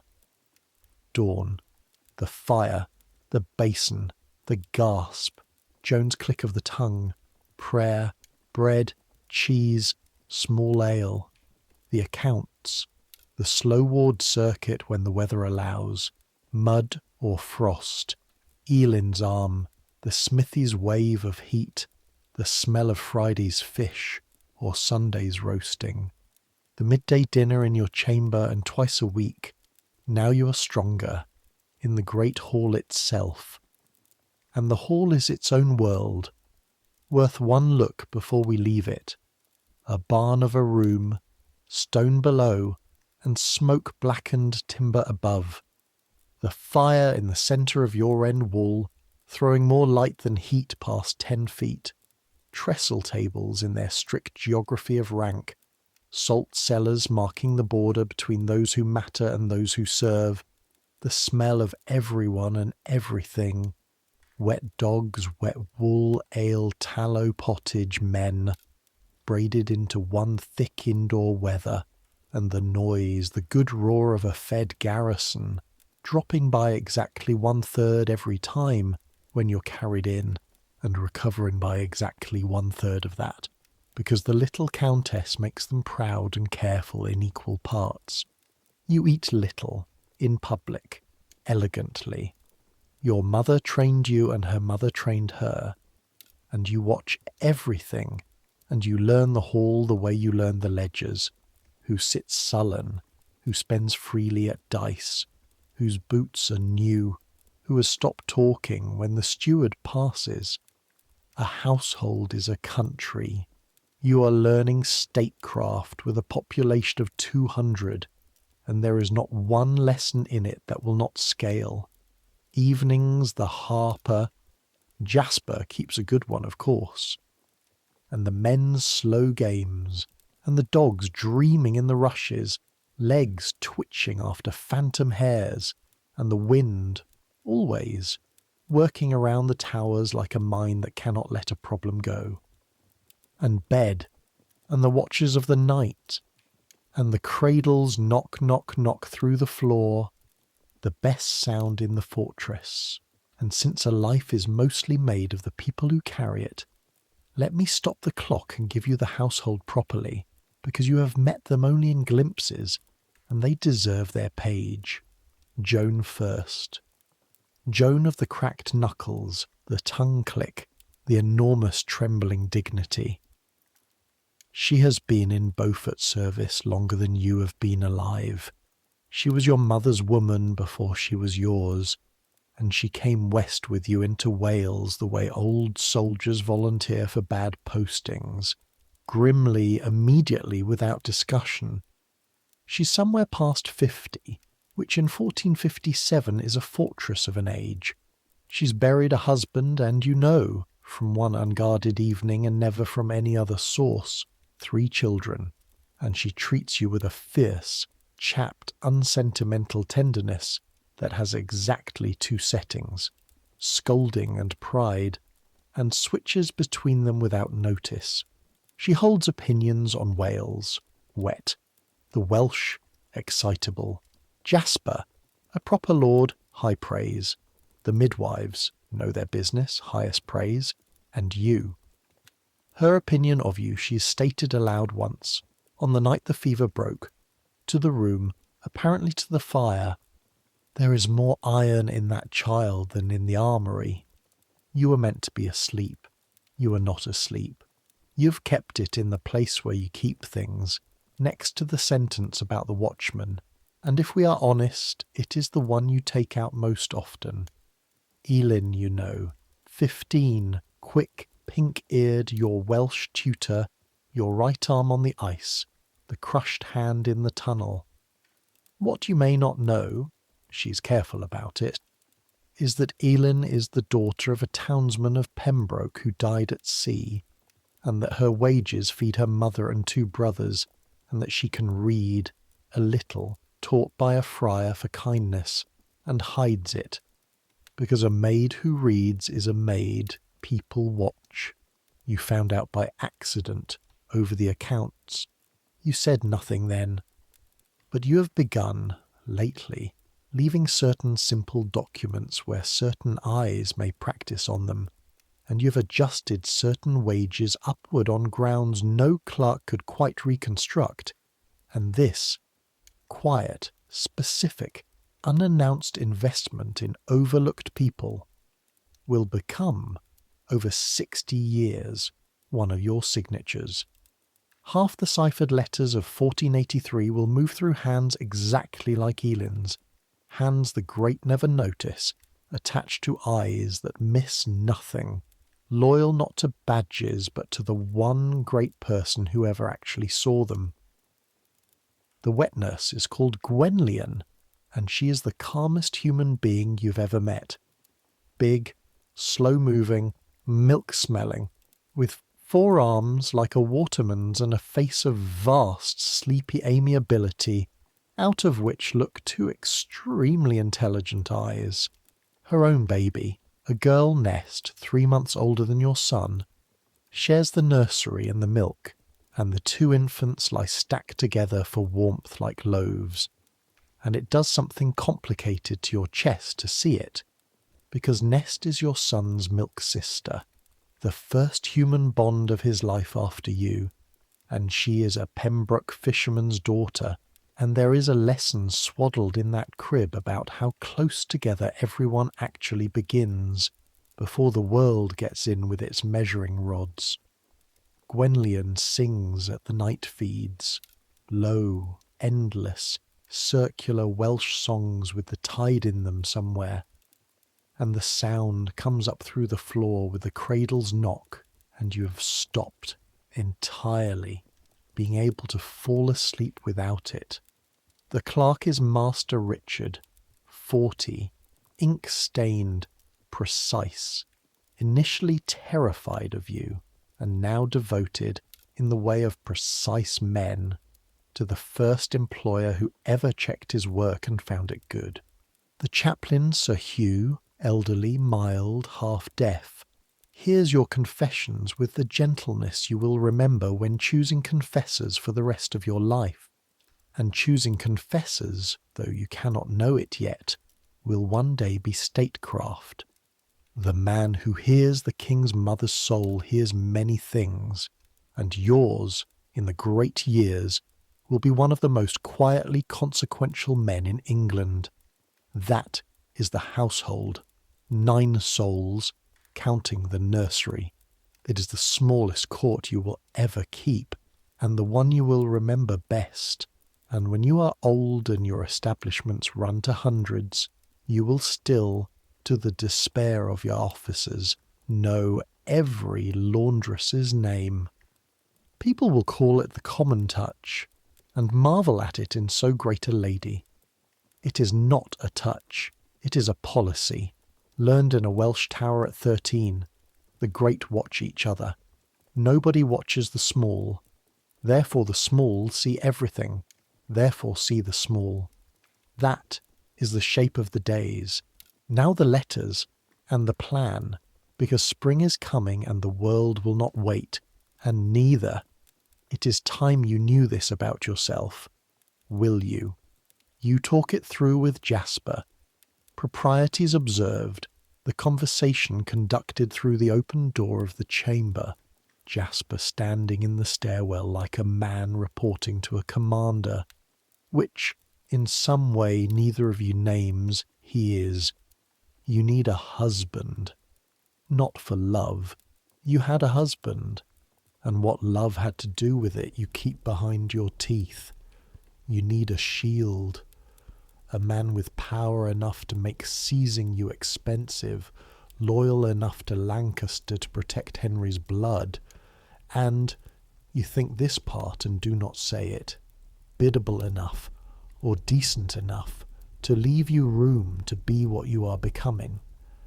And Jasper, who could keep you here, who profits from keeping you here, does the thing that makes you trust him for the next 50 years. He agrees, and he opens his hand. The name you settle on together is Stafford. Henry Stafford, a younger son of the Duke of Buckingham, one of the mightiest Lancastrian magnates in England. A quiet man, older, unambitious, kind. Though you will not learn the kindness until later, and it will be one of the few pure strokes of luck in your entire luckless, lucky life. The Duke's protection over you, and at one remove over your son. A Lancastrian wall around little Henry. In March, barely churched, barely healed, the baby not yet weaned, you travel with Jasper across Wales to the Duke of Buckingham's house to negotiate your own remarriage. Read that sentence again. 13. She has just survived a birth that should have killed her. The roads are winter mud. The country is at war in all but name. The journey is days of jolting horse litter through hills where the trees drip and the fords run high, and every band of riders on the skyline has to be read. Friend, enemy, hireling, nothing. And she goes, because the alternative to going is being taken someday by someone, and Margaret Beaufort has decided in a tower room in February the single organising decision of her life. Nothing important will ever be done to her again. Things will be done by her. The world will not always cooperate. She will negotiate with the world. The negotiation succeeds. The contract is drawn. And you will marry Stafford next January, when you are 14. And it will prove against every probability a genuinely gentle marriage. And none of that is tonight's story. Tonight's story ends where it began, at Pembroke, in the spring, because before you leave this fortress for your new life there is one more morning, and I want you to have it, because she had it. It is April. The snow is long gone. The wind off the estuary has turned soft and salt, and the mud of the ward has dried to tan, and there are birds absolutely everywhere. Pembroke in spring is a riot of gulls and jackdaws, and over the water the long white crosses of gannets. And on this morning, because you ask, and because Jasper has never once told you a thing was not possible, you climb the great keep. It is a labour. The keep's stair spirals up inside the 19-foot wall. Worn stone treads in half darkness, arrow loops throwing blades of light across the steps, your hand on the cold rope, Elin behind you carrying the baby, resting at each floor. And then the last turn, and the low door, and out. into the wind and the light, onto the top of the dome, 80 feet up, with the whole of West Wales flung out around you. You have never in your life been this high. Almost no one alive has. And it is not the beauty that takes your breath, though it is beautiful, the estuary silver and branching like a vein, the town smoking gently below, the green country rolling west to a sea that goes to Ireland, the whole world rinsed and shining. It is the legibility. From up here the land is a map, and a map is a document, and you can read documents. There is the road from Haverfordwest that an enemy would have to come down. There is the Watergate, the way out by sea if the road is lost. There is the little church, the mill, the fields being ploughed, each furrow a line in someone's account roll. From the ward, the world is chaos that happens to you. From up here, it is a system. It has inputs and routes and choke points. It can be learned. And what can be learned can be worked. Elin puts your son in your arms. He is 3 months old, heavier every week, awake, and the wind astonishes him. His eyes go wide, his fists open and close on the streaming air as if he could grip it, and you hold him at the top of William Marshall's stone drum with your veil snapping like a pennant, and you look out at Wales, and I will not pretend to know what a 13-year-old thought in that wind. But I know what she did for the next 28 years, with a steadiness that broke stronger people than her. So I know what she carried down that stair, because here is what is coming, and she cannot see it, and you can, and that is the strange privilege of standing where we stand. In 4 years the wheel turns and everything falls. The Yorkists win, her cousin the king is deposed, Jasper is attainted and hunted, Pembroke itself surrenders, and her boy, 4 years old, is taken from her and given as a ward to William Herbert, the very man whose soldiers took Edmund. She will see her son only rarely, a visitor in another man's house for most of his childhood. Then the wheel turns again, and again.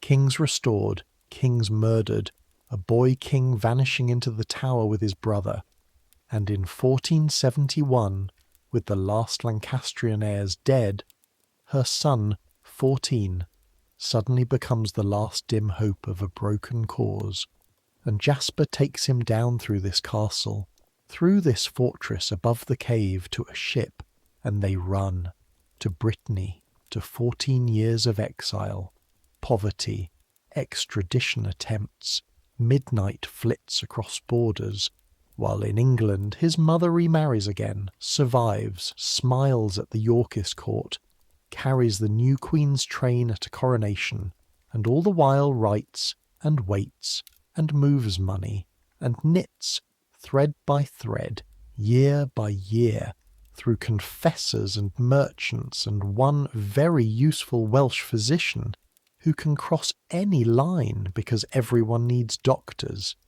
The vast, patient, lethal web that will finally, in August 1485, put 7,000 men and a 19-year gamble onto a muddy field near a Leicestershire village called Market Bosworth, where a crown, they say, ends up in a hawthorn bush, and her son picks it up. Henry VII, founder of the Tudor Dynasty, father of Henry VIII, grandfather of Elizabeth. Every schoolchild's wall of Tudor faces, the whole gorgeous, bloody, world-changing century of them, all of it descends from one exhausted 13-year-old, and the baby she is holding up into the April wind at Pembroke. And she built it, letter by letter, ledger by ledger, prayer by prayer, with the tools they left a woman: patience, faith, arithmetic, and an unbreakable, unreasonable, unkillable will. The men who ran her marriages thought they were spending an asset. They were loading a weapon. But she knows none of that yet. Up on the dome she knows only this: the wind, the map of the world, and the weight in her arms. And the weight is enough. She stands a while longer. Then the baby begins to fuss at the cold, and she turns and ducks through the low door and goes carefully down the dark spiral, one worn step at a time, holding the future against her shoulder. Come down with her now. The day is ending. Let me bring you down gently. But the night is long, and you are comfortable, and there are a few more of her days I want to give you before I let you go. Quieter days, mostly, the kind history throws away and sleep is made of. Let the story loop back and slow down. We have time. Go back to March, to the journey. Because I told you she rode across Wales to negotiate her own remarriage, and I gave it to you in one sentence, and it was not one sentence. It was 5 days, and you should live one of them.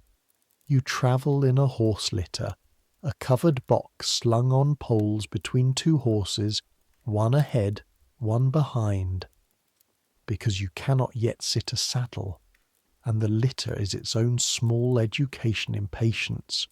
Every step of the horses tips you, every rut snaps your teeth together. You brace against the frame with both hands until your wrists ache, and the cushions, which seemed generous at dawn, are by noon a thin joke between your healing body and the road. The road itself is barely a road.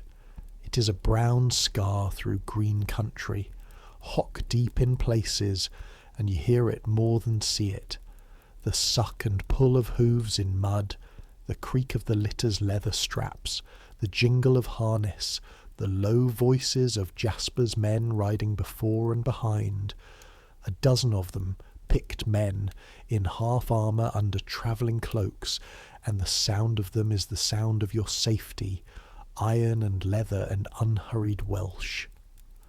Wales unspools past the litter's opened curtain, bare oak woods with last year's leaves still rattling, hillsides of sheep that flow away from the horses like spilled cream, grey farmhouses breathing smoke, a river ford where the water comes to the horses' bellies, brown and loud with snowmelt, and the litter tilts, and the cold breath of the water comes up through the floorboards, and a man rides close on either side, hands ready, not looking at you, watching the water, and you hold your son. You would not leave him at Pembroke. You will not leave him anywhere, ever, until the world makes you. You hold him tight against the jolting, and he sleeps through the whole ford, which his uncle's men take as a splendid omen, and you take as evidence that God gives infants mercies he does not extend to their mothers. At night, hospitality. This is how travel works in 1457. There are almost no inns worth the name out here, but there is honour. A gentry house opens its gates, kills its chickens, gives you the best bed it has.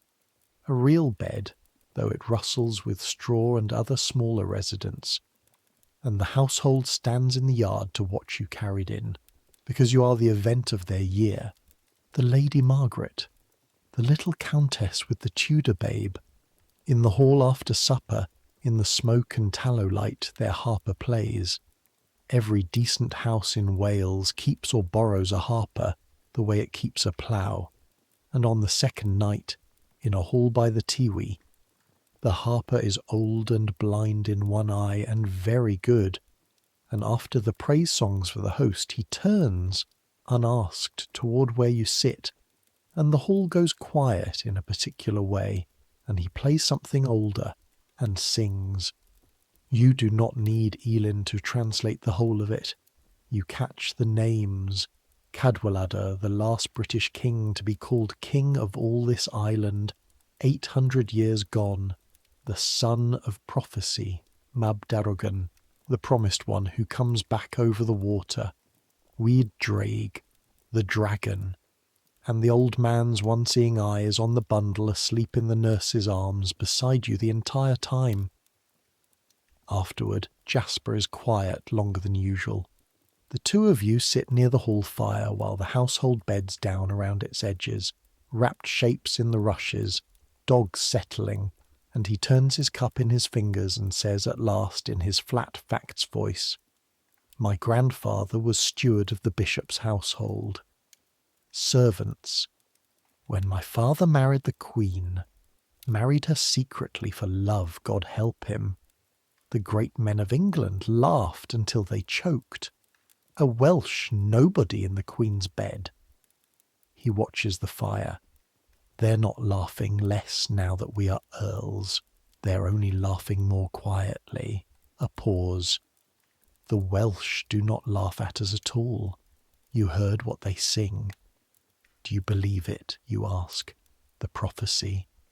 And Jasper Tudor gives you the answer you will keep in the place where you keep things.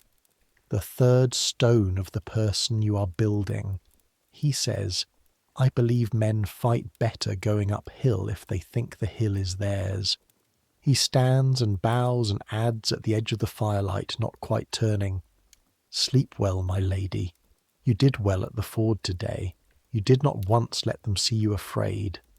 That is a Tudor compliment. You will learn to give them yourself, one per decade, and men will treasure them like relics. The road east runs through Carmarthen, and you make Jasper stop. He would have routed around it. He's been routing around it all winter in conversation, the town's very name handled with tongs. But you ask, in the litter, in the level voice, and he looks at you for a moment and then turns the column.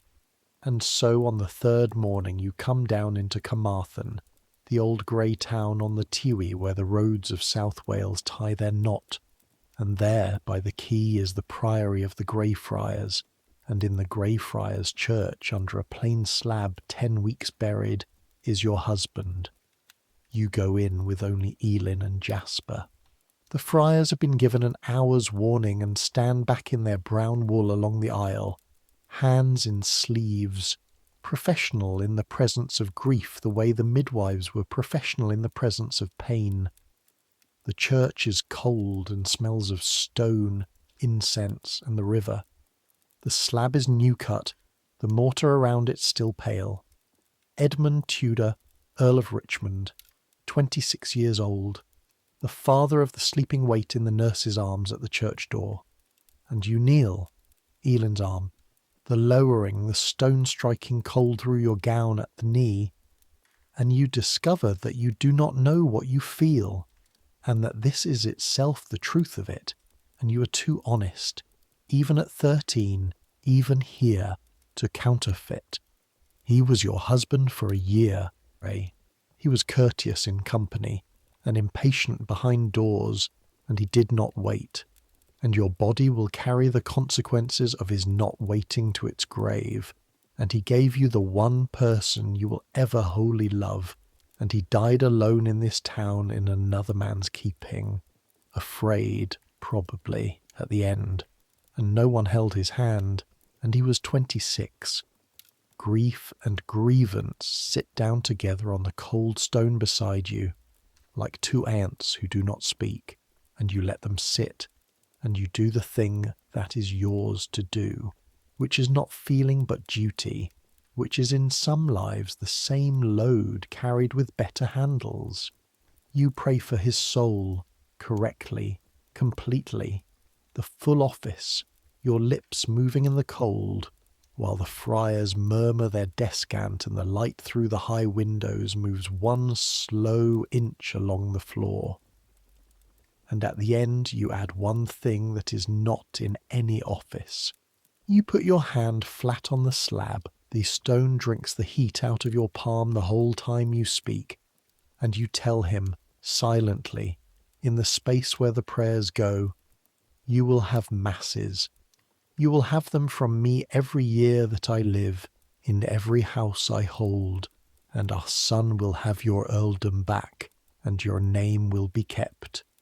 I keep what is mine to keep, and you will find, oddly, that you mean it, that some ledger in you has opened an account in his name, and will service it for 60 years, punctiliously, past 4 kings and 3 more husbands, because whatever else Margaret Beaufort is, she is a woman who cannot leave a debt unbalanced, even a debt to the dead, even a debt owed to her. Decades on, when her son is king. The Greyfriars will keep Edmund's tomb handsomely at royal expense, and after that, long after, when another Tudor, the fat, magnificent, terrifying grandson, breaks the monasteries of England and Wales for their money, the friary will be pulled down around the grave, and men who know whose bones these are will carry Edmund Tudor up the Tiwi Valley to the great Abbey Church of St. David's, and lay him before the high altar, where he lies at this hour tonight, under a tomb the visitors walk past on the way to the shrine. The girl kneeling on the cold slab knows none of that. She only makes the promise. But notice, because this is the whole of her, in one carved line. The promise was kept by others in her spirit 90 years after this morning. She built the kind of keeping that outlives the keeper. That is what a dynasty is. It is a promise with staff. You rise, the arm, the hauling, the hips grinding complaint. And at the door the nurse puts your son into your arms, and you carry him back in, the whole length of the aisle, and hold him a moment over the slab, wide awake, staring up at the vault, and you say nothing at all, because there is nothing that is not obvious. And then you walk out of the Greyfriars into the river light, and the gull noise of Carmarthen, and the column forms around you, and the litter takes you up, and the road goes east. Jasper rides beside the litter for the next hour, closer than the road requires, saying nothing, which is Jasper for everything. The negotiation at the Duke of Buckingham's is 2 days of extraordinary boredom conducted over extraordinary stakes, and you are magnificent at it in the only way open to you, which is stillness.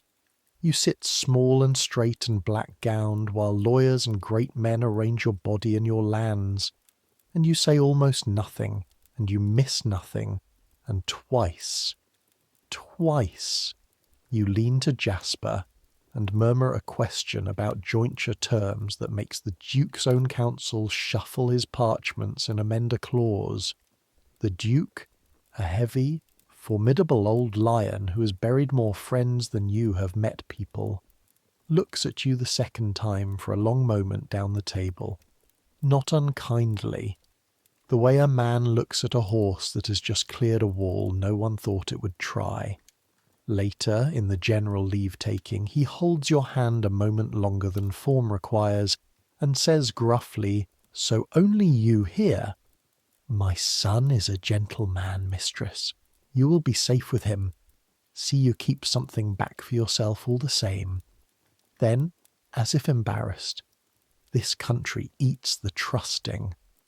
Everyone in this story keeps handing you the same stone, cut to different shapes. You are starting to notice that. Keep your own counsel, keep your own books, keep something back. The wisest people in a collapsing kingdom all telling a 13-year-old the same thing, because they can all see the same weather coming, and none of them will live through it. And somehow, she will.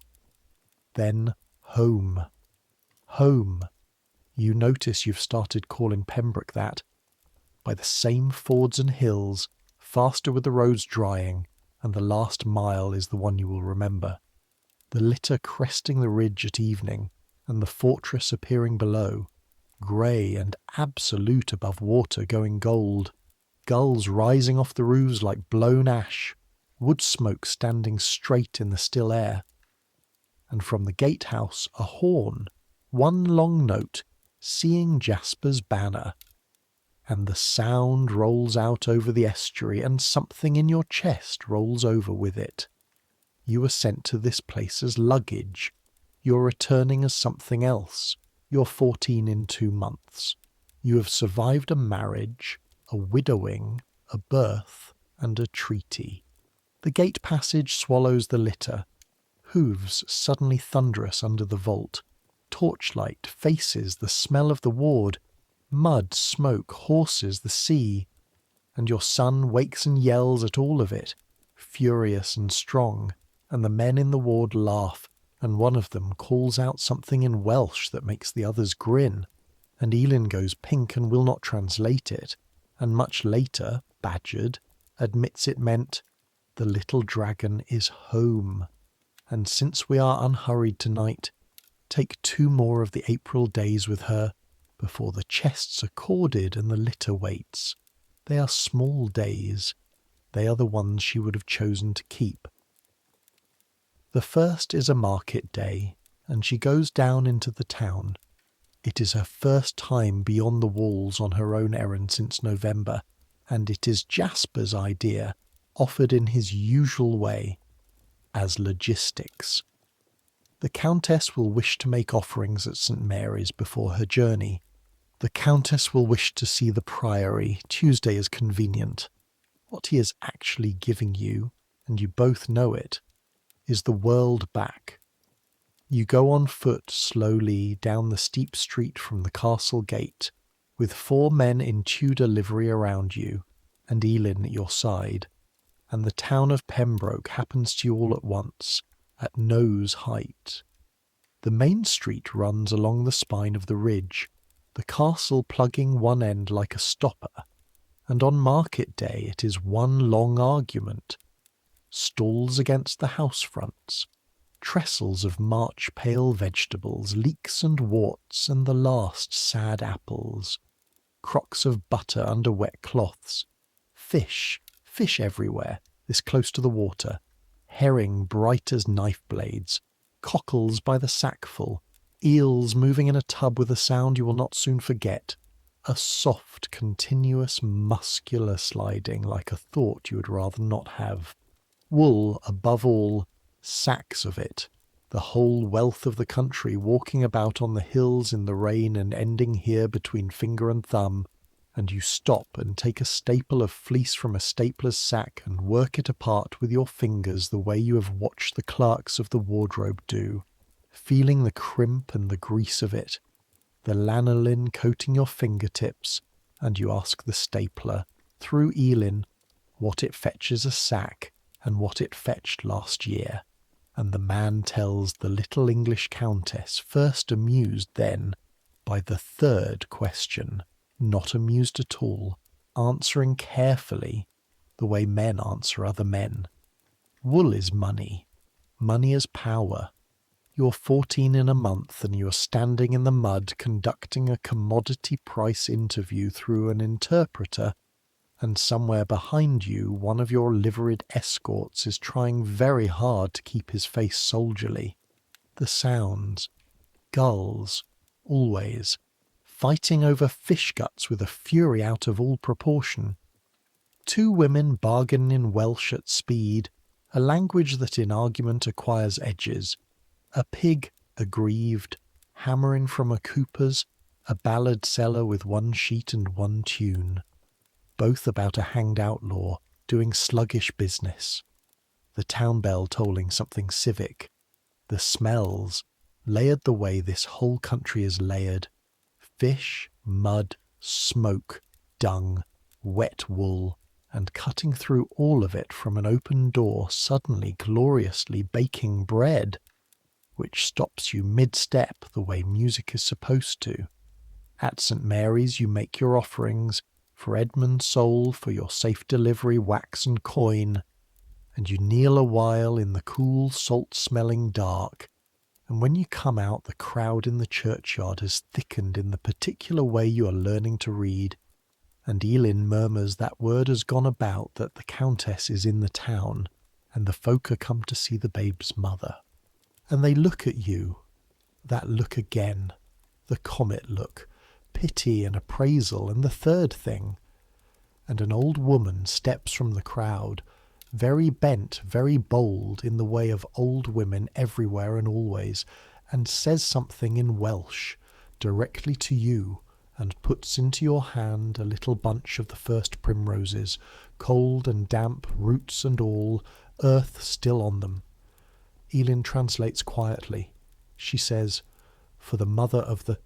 and stops and chooses, "For the mother." But that is not what the old woman said, and you know the word she said, because you have heard it in a firelit hall by the Tiwi, and you say, in Welsh, in your careful, terrible, Bedfordshire-accented Welsh, the first sentence you've ever spoken aloud in the language. 4 words Elin taught you against exactly no imaginable occasion. Thank you, and God keep you. What happens in the churchyard then is not a cheer. It is better and stranger than a cheer. It is a murmur, a long, running, satisfied murmur, the sound of a story confirming itself, passing back through the crowd toward the town, toward the hills, toward the harpers, who will have it in verse by Whitsun. The dragon's mother speaks Welsh. 4 words.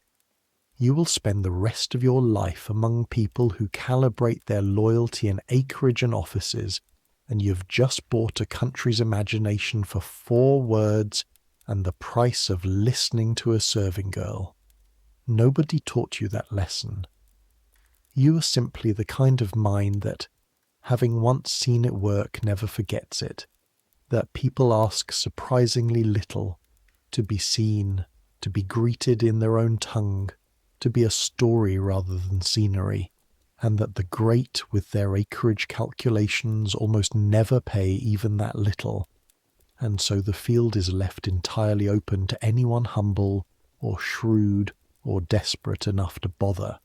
28 years from now your son will land at Milford Haven, 10 miles from where you are standing with a French loan, 2,000 ragged men, and no earthly business succeeding, and Wales will rise and walk with him to Bosworth under the Red Dragon banner.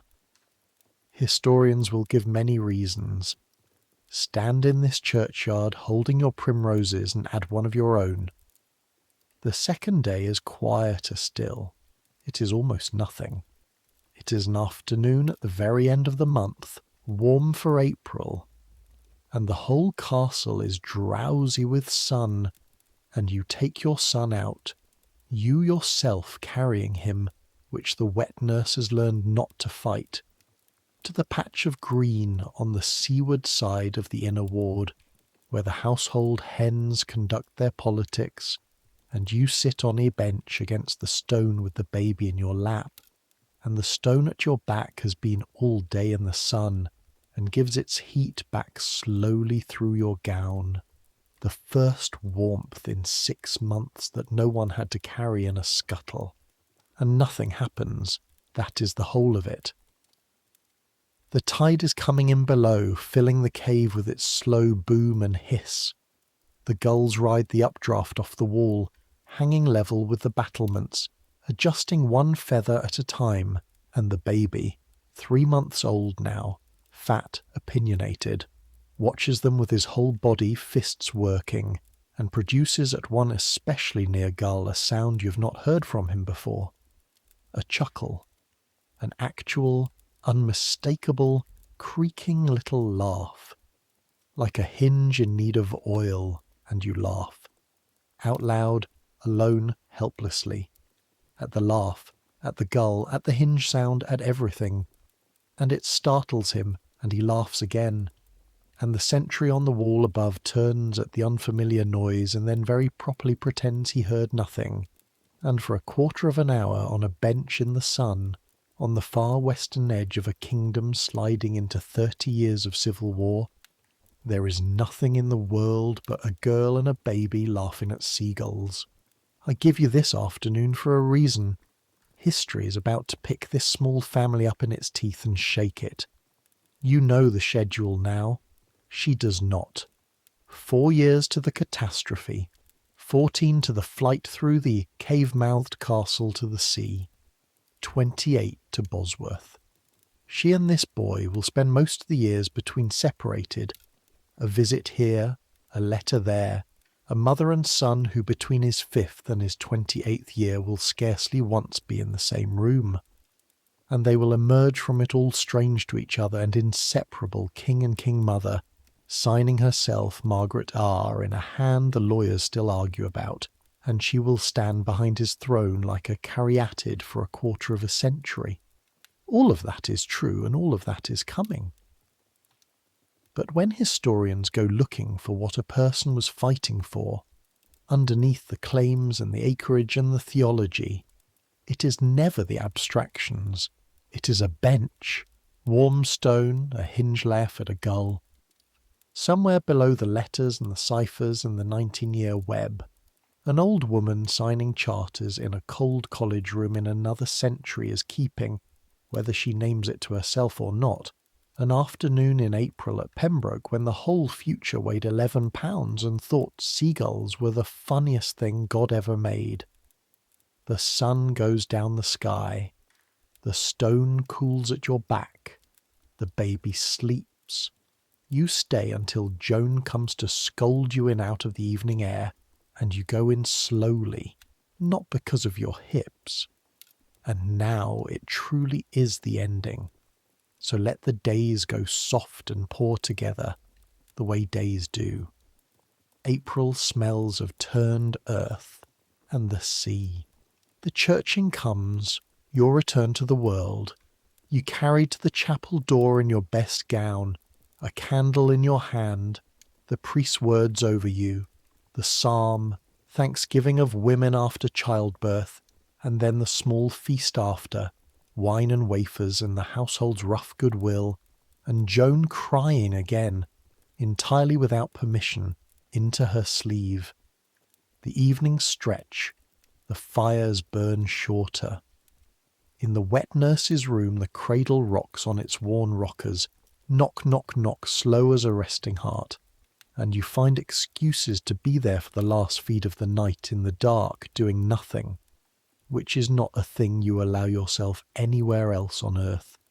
Your chests are packed for England, for Stafford, for the next life. The accounts are ruled off and balanced. On the last pages you have written, in your own small upright hand, instructions for the wardrobe, the plate, the nurse's wages.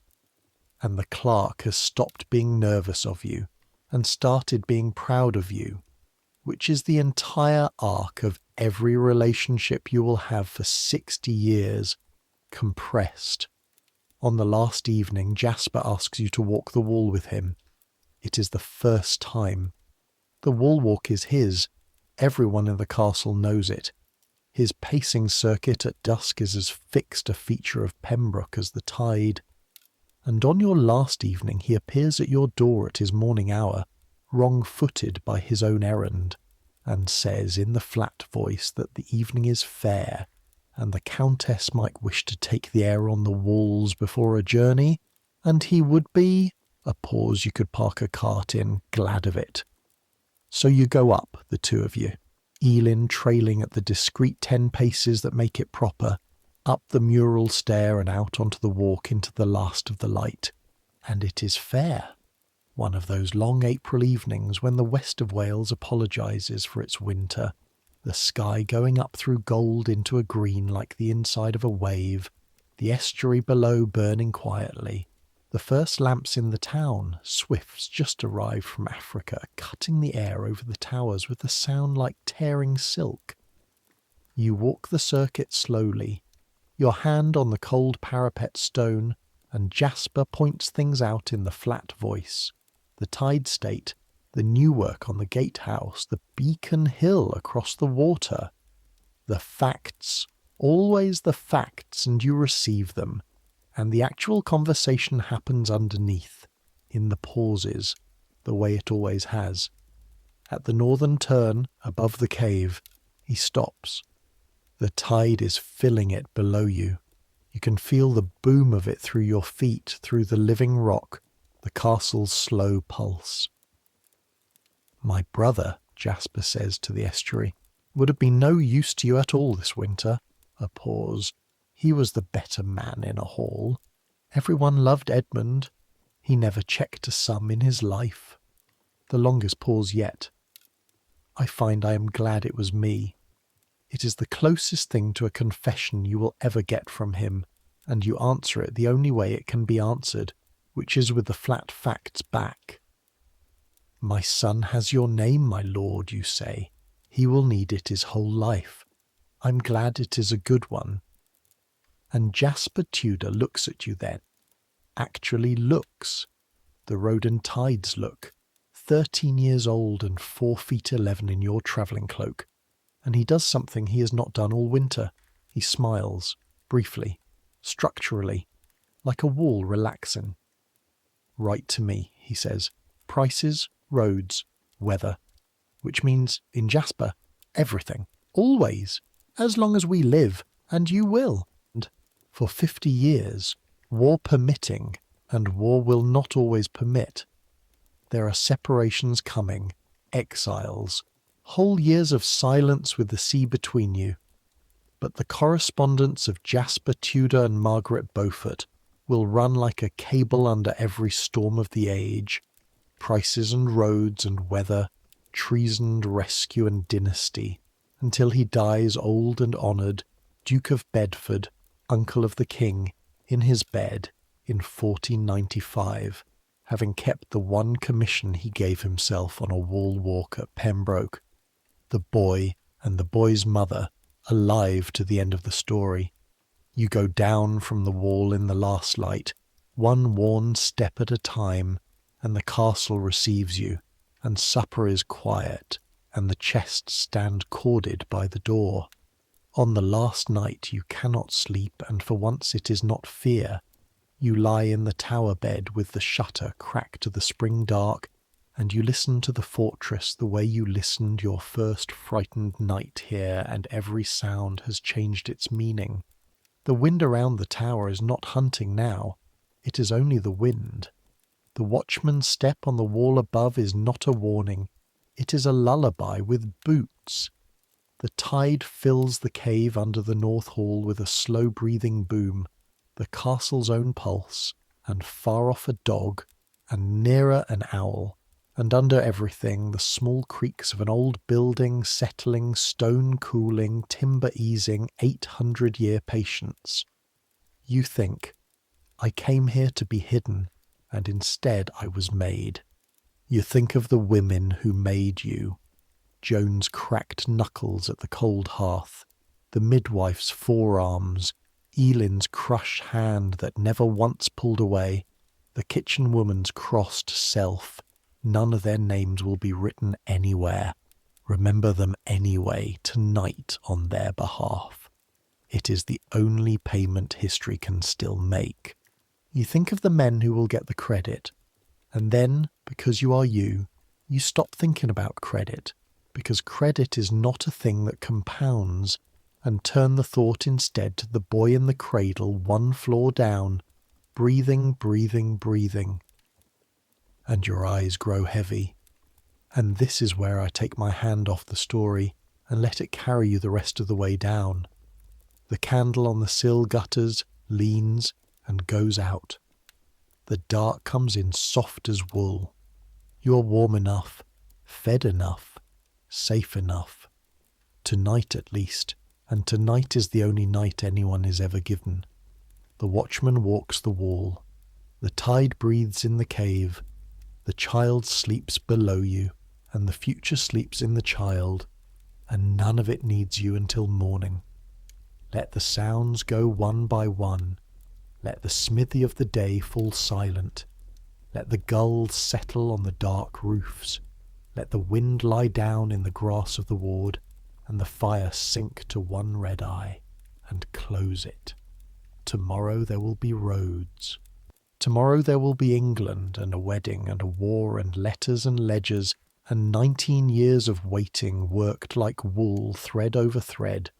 Tomorrow the wheel will turn and turn again, and she will be equal to every turn of it. That is simply the truth. She will outlast them all. But that's tomorrow. Right now there is only a girl asleep in a tower by the sea, 13 years old, with everything still to do, and it will all be done. Centuries will pass. The kingdom she knew will change beyond recognition. The war she was born into will end on a muddy field and become a story, then a play, then a costume. The castles will empty and crack and be visited. The great stone dome at Pembroke will stand on above the cave, above the tide, while the world invents printing and gunpowder empires and electric light and machines that carry voices through the dark, carrying tonight this voice to you.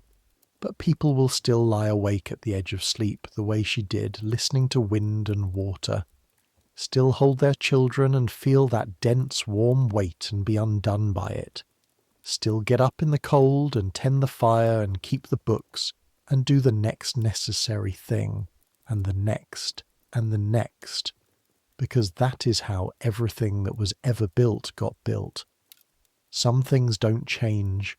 The human heart doesn't change. The need for rest at the end of a long fight, that doesn't change either. So let it come. Let sleep take you the way the tide takes the cave, slow and certain and without asking. Let the world fade. Let the noise quiet. Let your thoughts slow and soften and finally stop. You've earned this rest. Take it, and dream of whatever dreams may come. Good night.